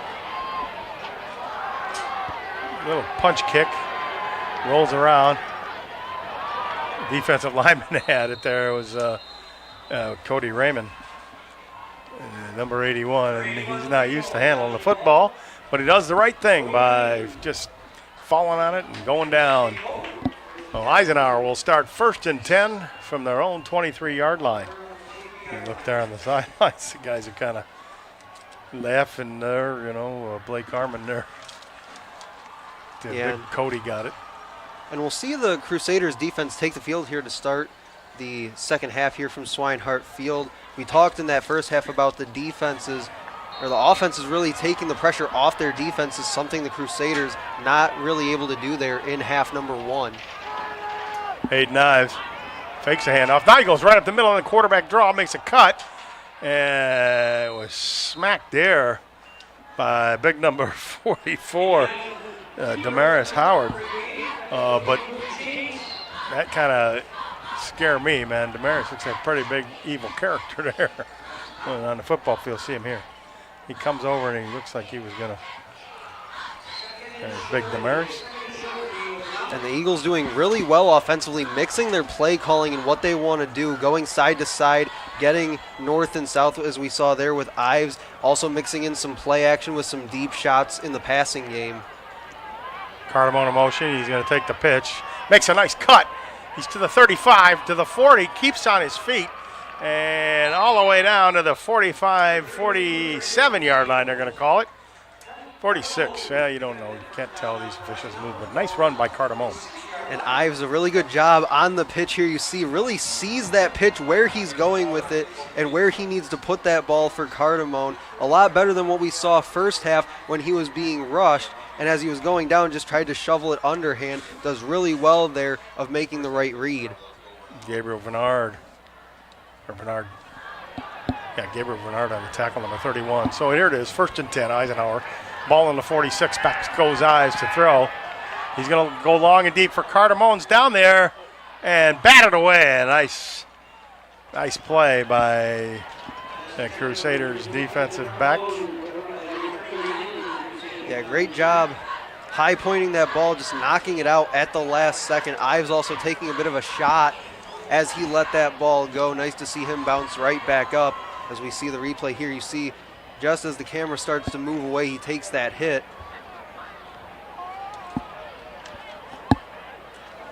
That our buddy, old number 39. Knocked that ball down. 2nd and 10, Eagles again on the 46. Kind of bunched up in a run situation here. But Ives going to come out of it with a throw. Gets a good block there. Overthrows Barker. Rao on the coverage, but just a little bit too much for Ethan. Yeah, Rao breaks underneath that ball, as you'll see here on the replay. Good angle of Ives letting go of this ball. Breaks underneath that route, so Ives has to throw it over the top a little bit. Probably not his best throw that we've seen today, but has made several spectacular throws. But again, Rao kind of dictating where that ball gets put, because if he throws it underneath, if he throws it short, that's going to be a pick six easily going the other way. 3rd down and 10 for Eisenhower. Just inside the 3rd quarter. Sokowski in motion. Ives back to throw. Oh, a nice cut and break, and a nice catch by Cardamone.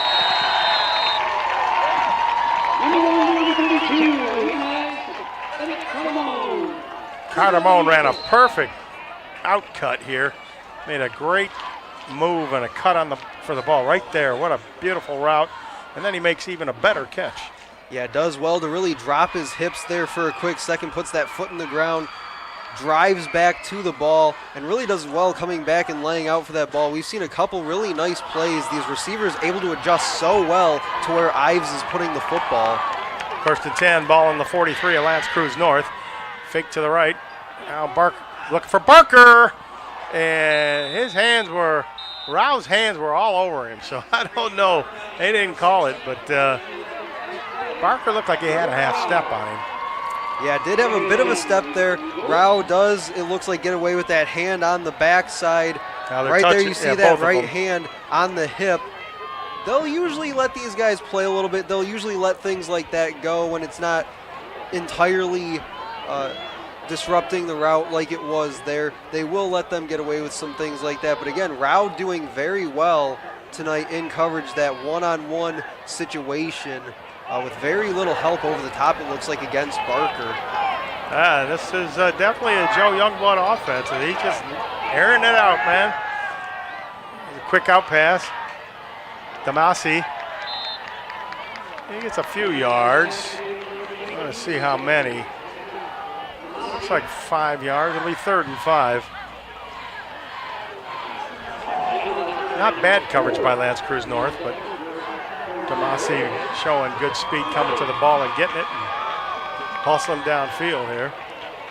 Well, when I talked pregame with Joe Youngblood, offensive coordinator for the Eagles, and I asked him, how does shifting some of these guys around, trying to replace Preston Crum, the sophomore quarterback who's out tonight with an injury, how does shifting these guys around affect what you do offensively? And he basically said, not at all. We're going to come out here and do what we do. We're going to make the calls that we want to make, and they've done an exceptional job of that here tonight. 3rd down and 5, ball on the 38 of the Crusaders. The handoff, no! Ives pulls it back, he keeps it, he's to the 25, to the 20, down to the 15, to the 10, and finally dragged down there. A beautiful hard run, looks like Whitehead got him. See on the replay, Ives a great job of faking to his fullback. Yeah, great fake, really gets that defense leaning, trying to stretch it out, really opens up that running lane, and then very tough downfield to bring down was Aiden Ives. Just keeps those feet moving, bouncing off a couple tackles, and now looks like they're set up with 1st and goal.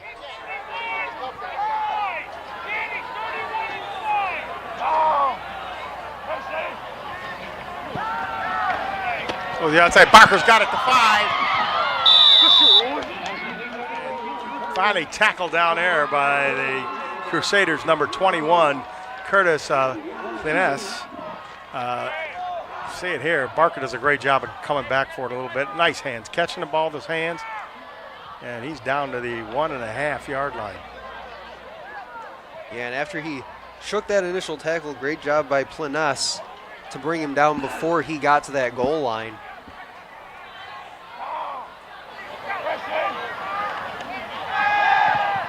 Going deep and picked off. Watch out here.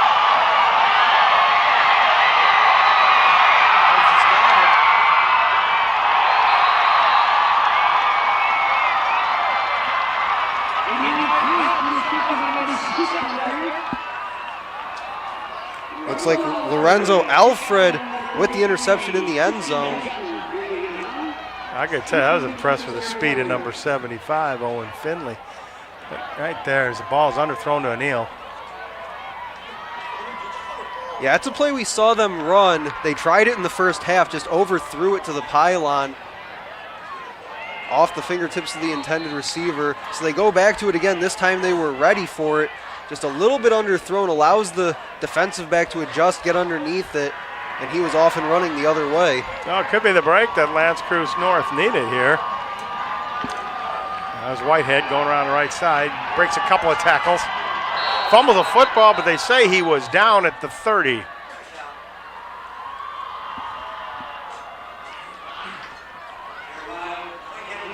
A good 5-yard gain by number 4, Jeremiah Whitehead. Yeah, fortunate to keep possession here as we see the replay. Just does go down. Looks like his knee might have popped the ball out from himself as he was going down to the turf. Second down, and they're going to call it 4 from the 30 of Eisenhower.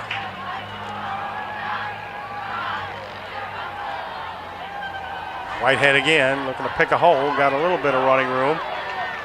Forges forward. I think he's a little short of the first down. Cody Raymond in there, as well as Ames, number 5. But a great job there by Whitehead. Keep his feet moving around that line of scrimmage, reads his blockers well in front of him, makes a jump cut through that hole, gets north and south, and is able to pick up a couple.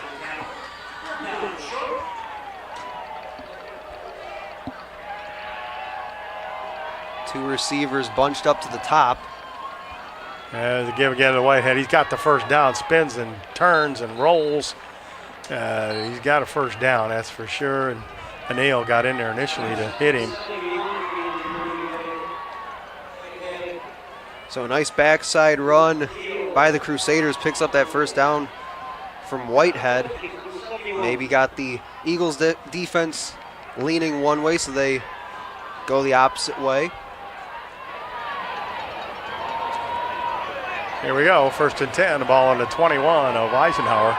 Lance Creuse North knocking at the door. Gives to Whitehead. He didn't a lot of running room there. That play kind of poorly executed, and the whole of the defensive line of Eisenhower and the linebackers in on that tackle. Yeah, Eagles defense doing very well here tonight in run defense, getting downhill to the ball, also doing well sideline to sideline run stopping here tonight against the Crusaders, who have made it a big priority to be able to run the football.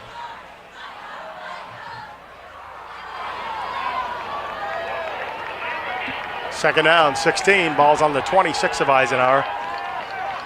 Quick pass to the outside and a nice play by Ames out there, and cuts the runner down, and he'll be only able to get about a 2-3 yard gain.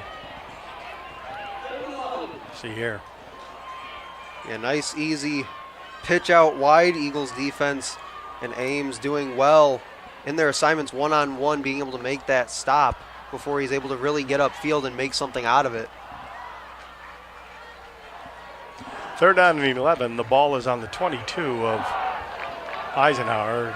Lance Creuse trying to punch in some kind of a score. You got to think this is 2-down territory, Stephen. Cross being chased. Now you can flip it out, a short screen. Tackle there made by number 36 of Eisenhower, Devin Steele. About a 5-yard gain there, but it's going to be 4th down. we'll see what they do. I think, like I said, I think it's 2 down territory, and he's going to try to go for a score here. They got nothing really to lose. See it here, nice play here by Steele. Gets a hold of him, and yeah, looks like they're going to keep the offense on the field here, 4th and 7, and they really need to pick something up here. Don't necessarily have to get a score, but at least need the first down to the 11. So here we go. 4th and 7. Cross back to throw, being rushed. Sherry's coming. He's got him and tackles him.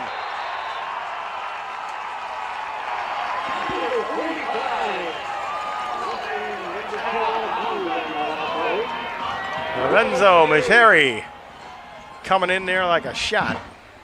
Yeah, Chess tries to roll out to his right, get outside the pocket, looking downfield. Mocheri, just a vicious tackle along the sideline there. He handled him like a rag doll. I seen you like wrestle your big teddy bear at home. We could do that, you know. That's the kind of tackle that was, but man, that Lorenzo Macheri must be some kind of strong. Yeah, Mocheri, just a sophomore, tackling the sophomore quarterback in Chess. We have 2:53 left to play here in the third quarter. The score, the Eisenhower Eagles 30, the L'Anse Creuse North Crusaders nothing. Eagles coming out here for their second drive of the third quarter. Solkowski in motion. Ives gonna pitch it to Andrew. Got a little bit of running room. Rouse coming up there. And Solkowski does a good job of making some yardage there. The Bills, Aiden Bills kind of lost his block, number 12 there, but because Rao, he's a good athlete. Now you watch here. Yeah, make him pitch that ball. Zolkowski gets outside. Rao tried to go for the shoestring tackle, just missed. Meanwhile, it's a 6-yard gain for Eisenhower. It'll be 2nd down and 4. I was bringing up, looks like there's some confusion here. We saw a second ago a shot of Joe Youngblood, looks dialed in on that Eagles sideline with the play calling. A little fumble by Ives, and he's going to just go down. He's going to lose a yard. That play didn't look good right from the start. It looked like the guys were kind of looking at each other. And as we take a look at the replay here, does actually fumble the initial snap, comes off his right hand just a little bit, pops out there, able to secure it. But that's actually a smart play by Ives to just kind of sit down on that one, because it's only 2nd down, so you still have 3rd down to work with. So good job there, not trying to force something that wasn't there. 3rd down and 5 for Eisenhower. Ives back to throw, a little floater out there to Solkowski. He's got the first down. Makes the catch over the 42-yard line. Good job by Andrew Solkowski, tackled by Whitehead out there. Yeah, Zolkowski finds that little soft spot between the coverage there. Ives just able to float it over the linebacker, get it in there for that first down. Beautiful play by both those guys. See it here.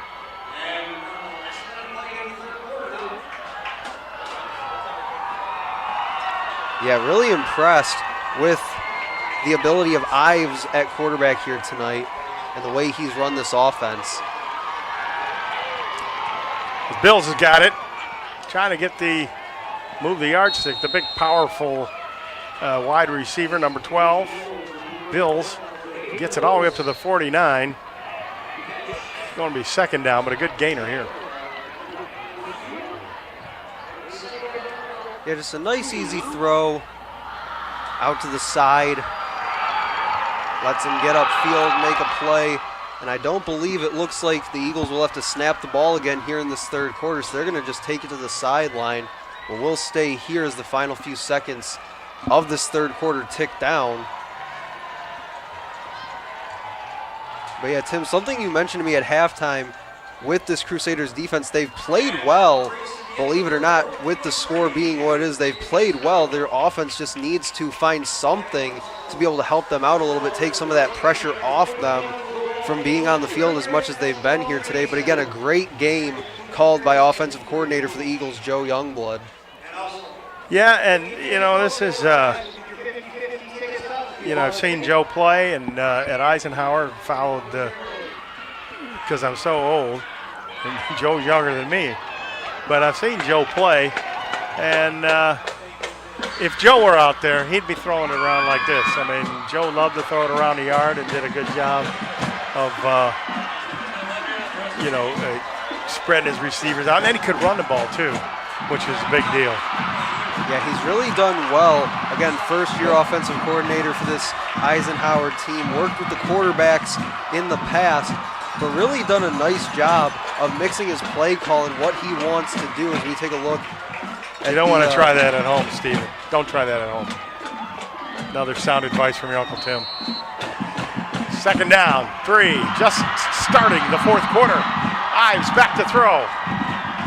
Now he's going to run. Now he fakes the throw, and he gets a few more extra yards and runs safely out of bounds after he gets the first down for Eisenhower. And he made a play just like that in the first half where you could see deciding whether he wanted to throw downfield, tuck it and run, a little bit indecisive on that first play. Here, much more decisive about what he wanted to do. Pump fakes there to get the defender off him a little bit, tucks that ball in, able to pick up the first down. That's something I talked about in that first half, seeing him progress throughout this game in the decision making and how fast he's able to read what the defense is giving him. First and 10, ball on the Lance Creuse Crusaders 43. Here's Sokowski around the right side. He's got another Eagle first down as he pounds his way down to the 35-yard line. And the Eagles' offensive line does a great job on this run of getting down the field with their blocks, just driving their man off the line of scrimmage. Really opened up that right side for Sokowski to just get downfield basically untouched until he got up around that 30-yard line. So it was up to the 30, and that's where it'll be. First and 10, Eisenhower again knocking on the door with 10:40 left to play here in the fourth quarter.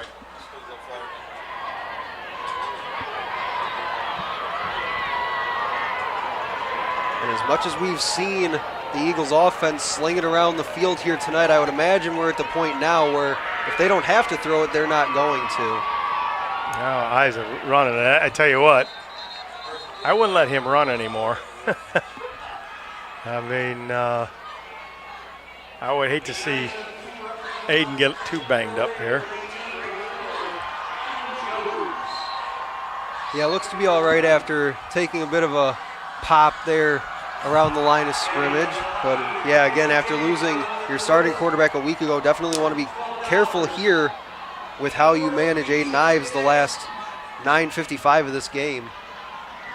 He's got big old Johnson in the backfield there. He's going to throw it. Looking long and deep, looking for Cardamone, and he was kind of slowed up there. Eagles want a flag, but at 30-0, I don't think that's going to happen. Yeah, it was Jackson DeMassey, the junior, toward the bottom of your screen, wanted that flag thrown again. Like you said, Tim, does get a little bit bumped at the top of his route, maybe not enough to warrant the flag, but definitely a little bit of contact there as you see he kind of stumbles heading towards that goal line. That's going to be third down and 11 yards to go for Eisenhower. Let's see what they call here.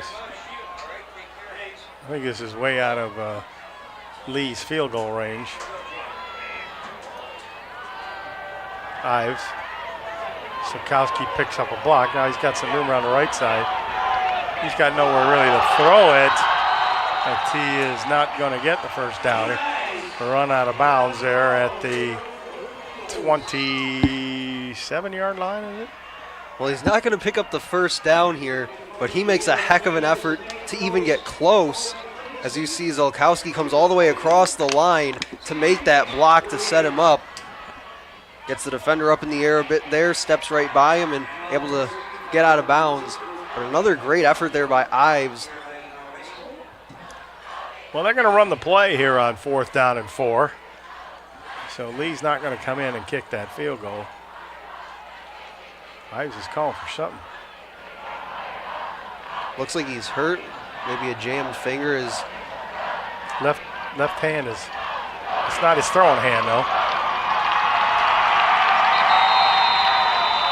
They're going to call timeout. Yeah, he's definitely pulling Timeout, onto his Eisenhower. hand. Their first Maybe a charge little bit of timeout of the second half. discomfort.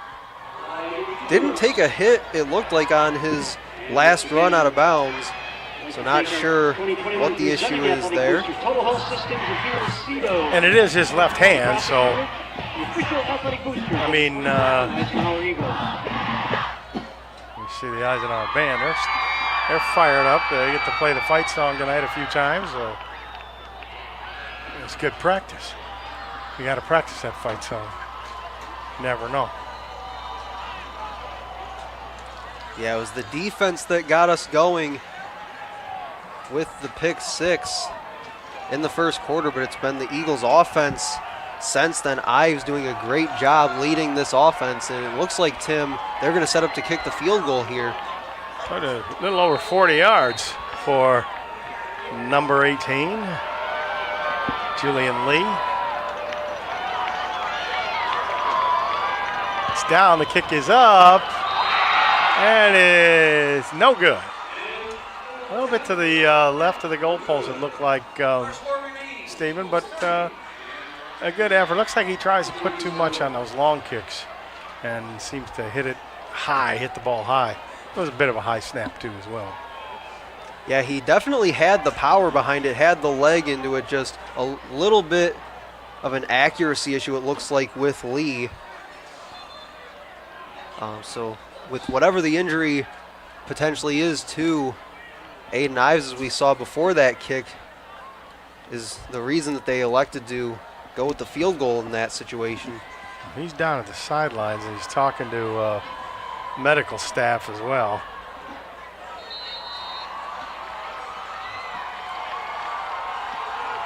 Getting some water. Here we go, 1st and 10, Lance Creuse North. Ball on the 20-yard line. Gives to Whitehead. He lost his helmet. I don't think he can do. Can he still play with his helmet on? They're going to whistle it down. I saw the penalty flag go. He runs faster without his helmet, as you can see. But I don't think he can do that. Yeah, I'm sure the penalty will be some sort of face mask call for the helmet being ripped off. Right as you there. see, yep, right there. Just comes right across that face mask, rips it right off. And Whitehead. Personal foul, grasping the face mask, defense, number 71. 15 yards from the spot of the foul. Tom Judkins. First down. Tom Judkins of Player number Eisenhower. 4 does not need to leave the game because the foul caused his helmet to go off. Well, Whitehead, that was in a situation where you don't hear the whistle, just keep running until you do, and eventually number 41 in blue, Michael Zelenik, had to catch up to him. You saw in the replay there, kind of tapped him on the shoulder like, all right, buddy, the play's over. But you gotta love the hustle by Whitehead there, just playing until he heard the whistle. The Eagles with some stellar defense there.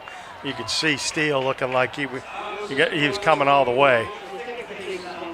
Yeah, I've really been impressed with the defensive front for this Eagles team and how they've handled this Crusaders rushing attack. As we see a couple guys, Johnson, one of them, number 33, in on that stop. Just constantly applying pressure in the backfield with that defensive line. We've seen even in third down situations, the 3rd down and 8 earlier in the game, they brought some pressure too and got in the face of Tommy Chess. Tommy in a shotgun, hand off to Whitehead. Trying to go around the right side. And, doing a great job. Number 3, Frank Asta, in there. And he does a good job of just, getting to the football and slowing him up. Yeah, we're running out of things to say about this Eagles defense and just the way that they really swarm to the football. Really do a great job of getting downhill, getting several bodies downhill to the ball. See the first man there, slows him up, then everybody else kind of comes in and finishes up the job. It's 3rd and 15 with the ball on the 27-yard line. Their own 27, the Crusaders have. 7:30 left to play here in the 4th quarter. You see Dave Brzezinski yelling there. don't know what he's yelling about, because he must have yelled and scared Lance Creuse North into a timeout. So Their first charge out, second half. It's 7:24 left to play. The Crusaders call a timeout.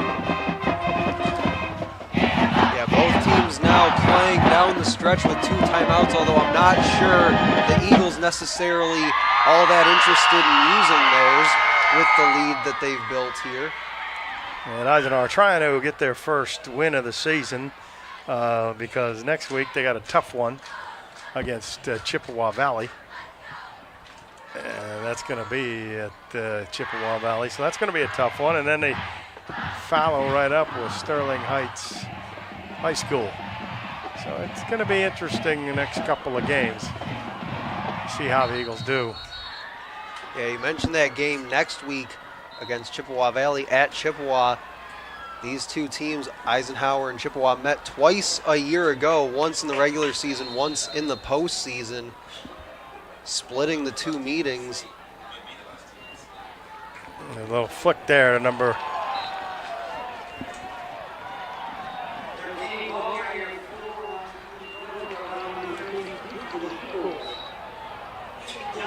Again, Eagles defense doing well in stopping the run there.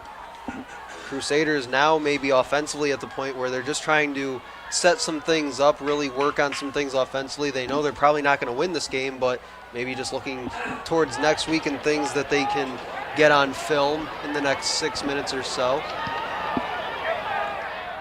the high kick, end over end. It's going to bounce deep into Eisenhower territory. Eagles are going to let it go, and I don't know why. I wasn't sure. You're supposed to get away from the football, but Alex Raven, number 42, is just kind of watching it with all these Crusaders around it. You're probably going to hear from the coaches on that one.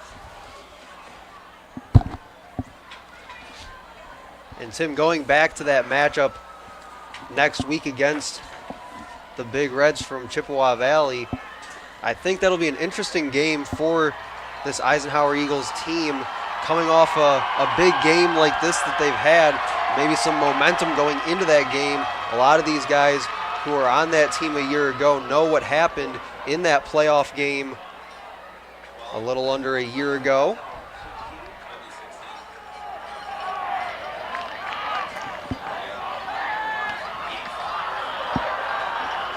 Matthew Elias in there at quarterback.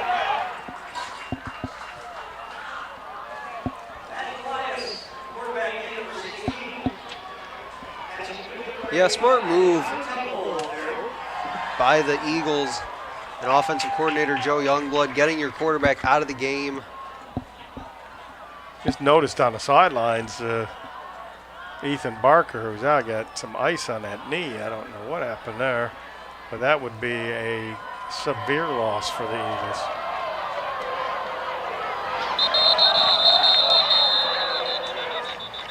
Elias gives off to Steele, but we got a penalty.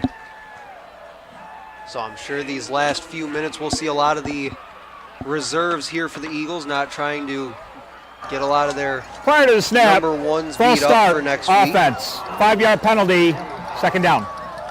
It'll be a false start on the Eagle offense. And they'll regroup. Gonna make it second down, or I'm sorry, second down and 13, excuse me.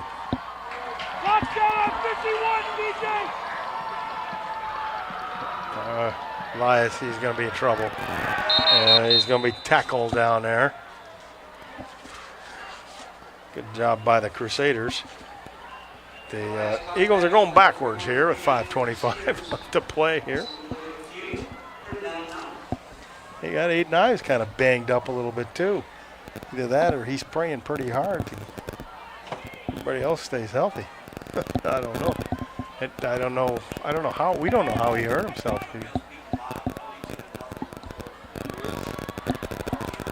Yeah, you have to hope that if you're the Eagles, his injury not too severe. Also Ethan Barker as well.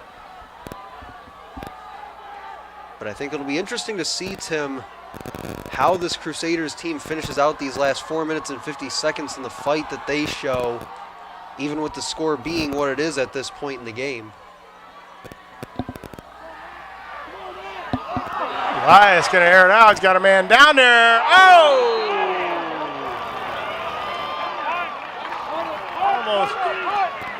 Almost caught there. Elias showing a pretty good arm there. And again, they test the coverage skills of Jordan Rao, it looks like, in coverage. So Joe Youngblood not afraid to still air it out, even with the second team in. Number 85, Connor Temple there. And old Connor does a good job of trying there. The Eagles gonna punt it away here. And that's an example of what I was talking about with the fight that this Crusaders team shows and just their ability to execute even with the game out of hand at this point. They're young, they're a little bit inexperienced. They just want to fight for each other, fight for their coaches, and just finish this game out the best they can with 4:20 to go. Now an Isles kick goes down to the 39 of Lance Creuse North, which is where they'll start their drive with 4:20 left to play. I'd like to remind you folks out there that you can catch Shelby TV and you can catch the Eisenhower Eagle football review with Coach Chris Smith, some players, some highlights, and the whole shebang. I'll be there to help host that show. The Eisenhower Eagle football review on Shelby TV. And you can also watch us live every week here from Swinehart Field as well. We'll be back here next Friday, I believe. Finally, the give is to number 27, Jack Mullins, and he doesn't go anywhere. Pulled down there by the Eagles. See who got him.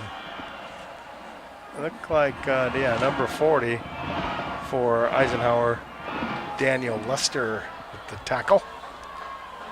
One of the few times it seems like we've called Jack Mullins' name here tonight. It's been a lot of Jeremiah Whitehead, the senior running back, number 4 in white for the Crusaders.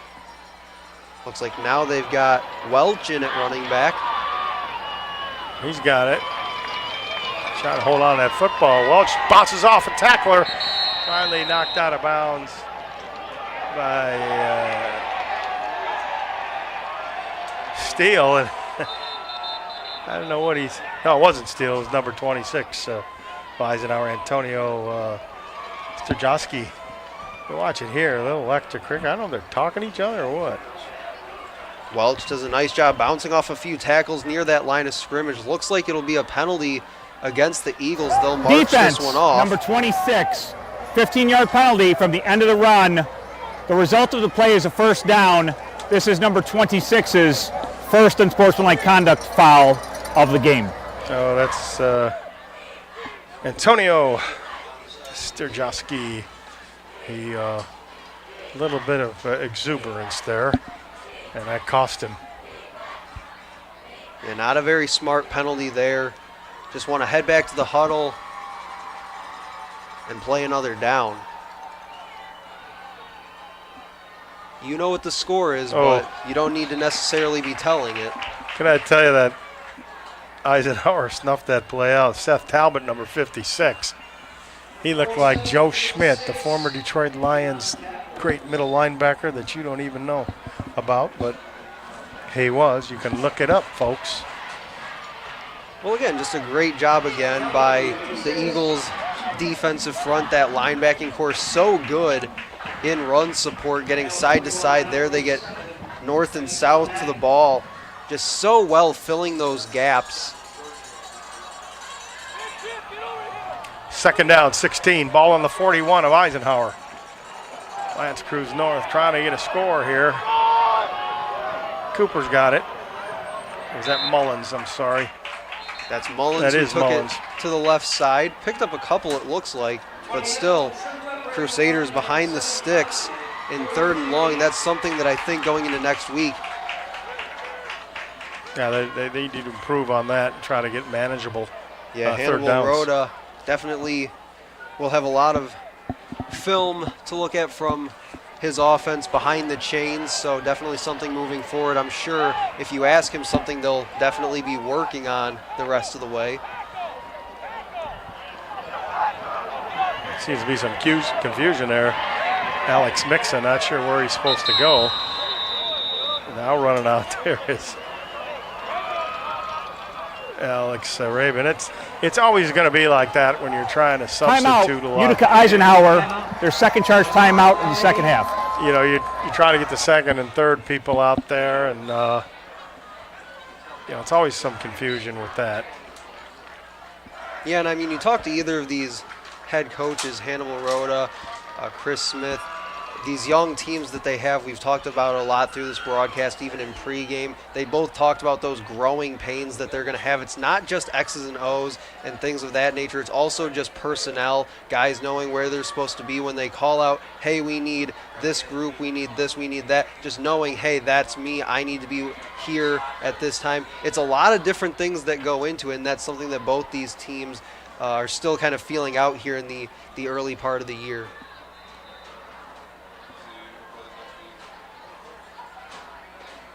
So I think they got it settled. I think they got who they want out there. You got on a defensive line, you've got number 67, Mike Maya, and number 68, Alex Mixa. And the Eagles did have 2 timeouts there remaining, so that's a time where you use that timeout. It's a teachable moment. Make sure you guys know where they need to be.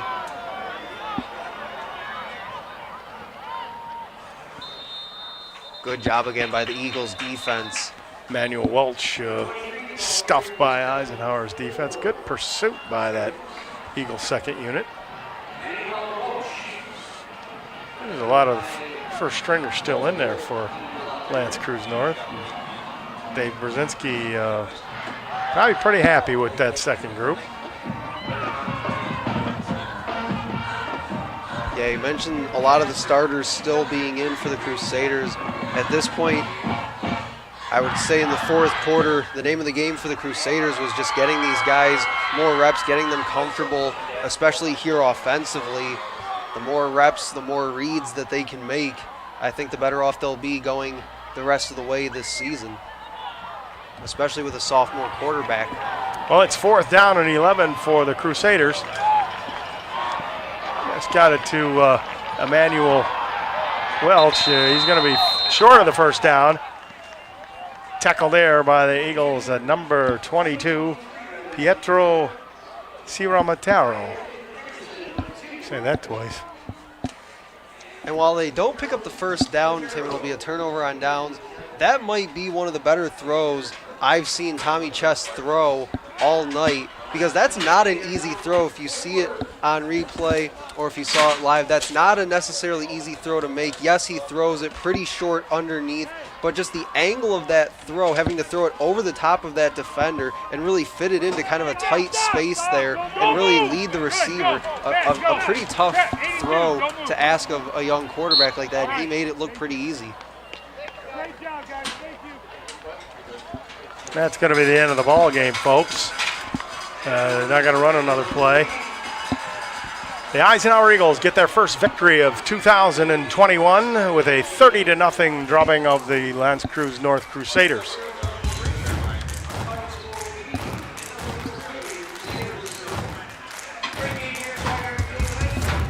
Yeah, just to give some of my final thoughts here, both young teams going at it here, both teams looking for their first win of the 2021 season. Eagles definitely came out with that firepower offensively, but the defense stepped up big time as well. Crusaders, though, nothing really to hang their heads over either, even with the score being what it was, 30-0. Definitely a lot of things that they need to work on going forward, but still, I love the fight that this team has. They definitely play well together as a unit, like Hannibal Rhoda said. And for my broadcast partner, Tim Myers, I'm Stephen McDonald saying so long from Swinehart Field.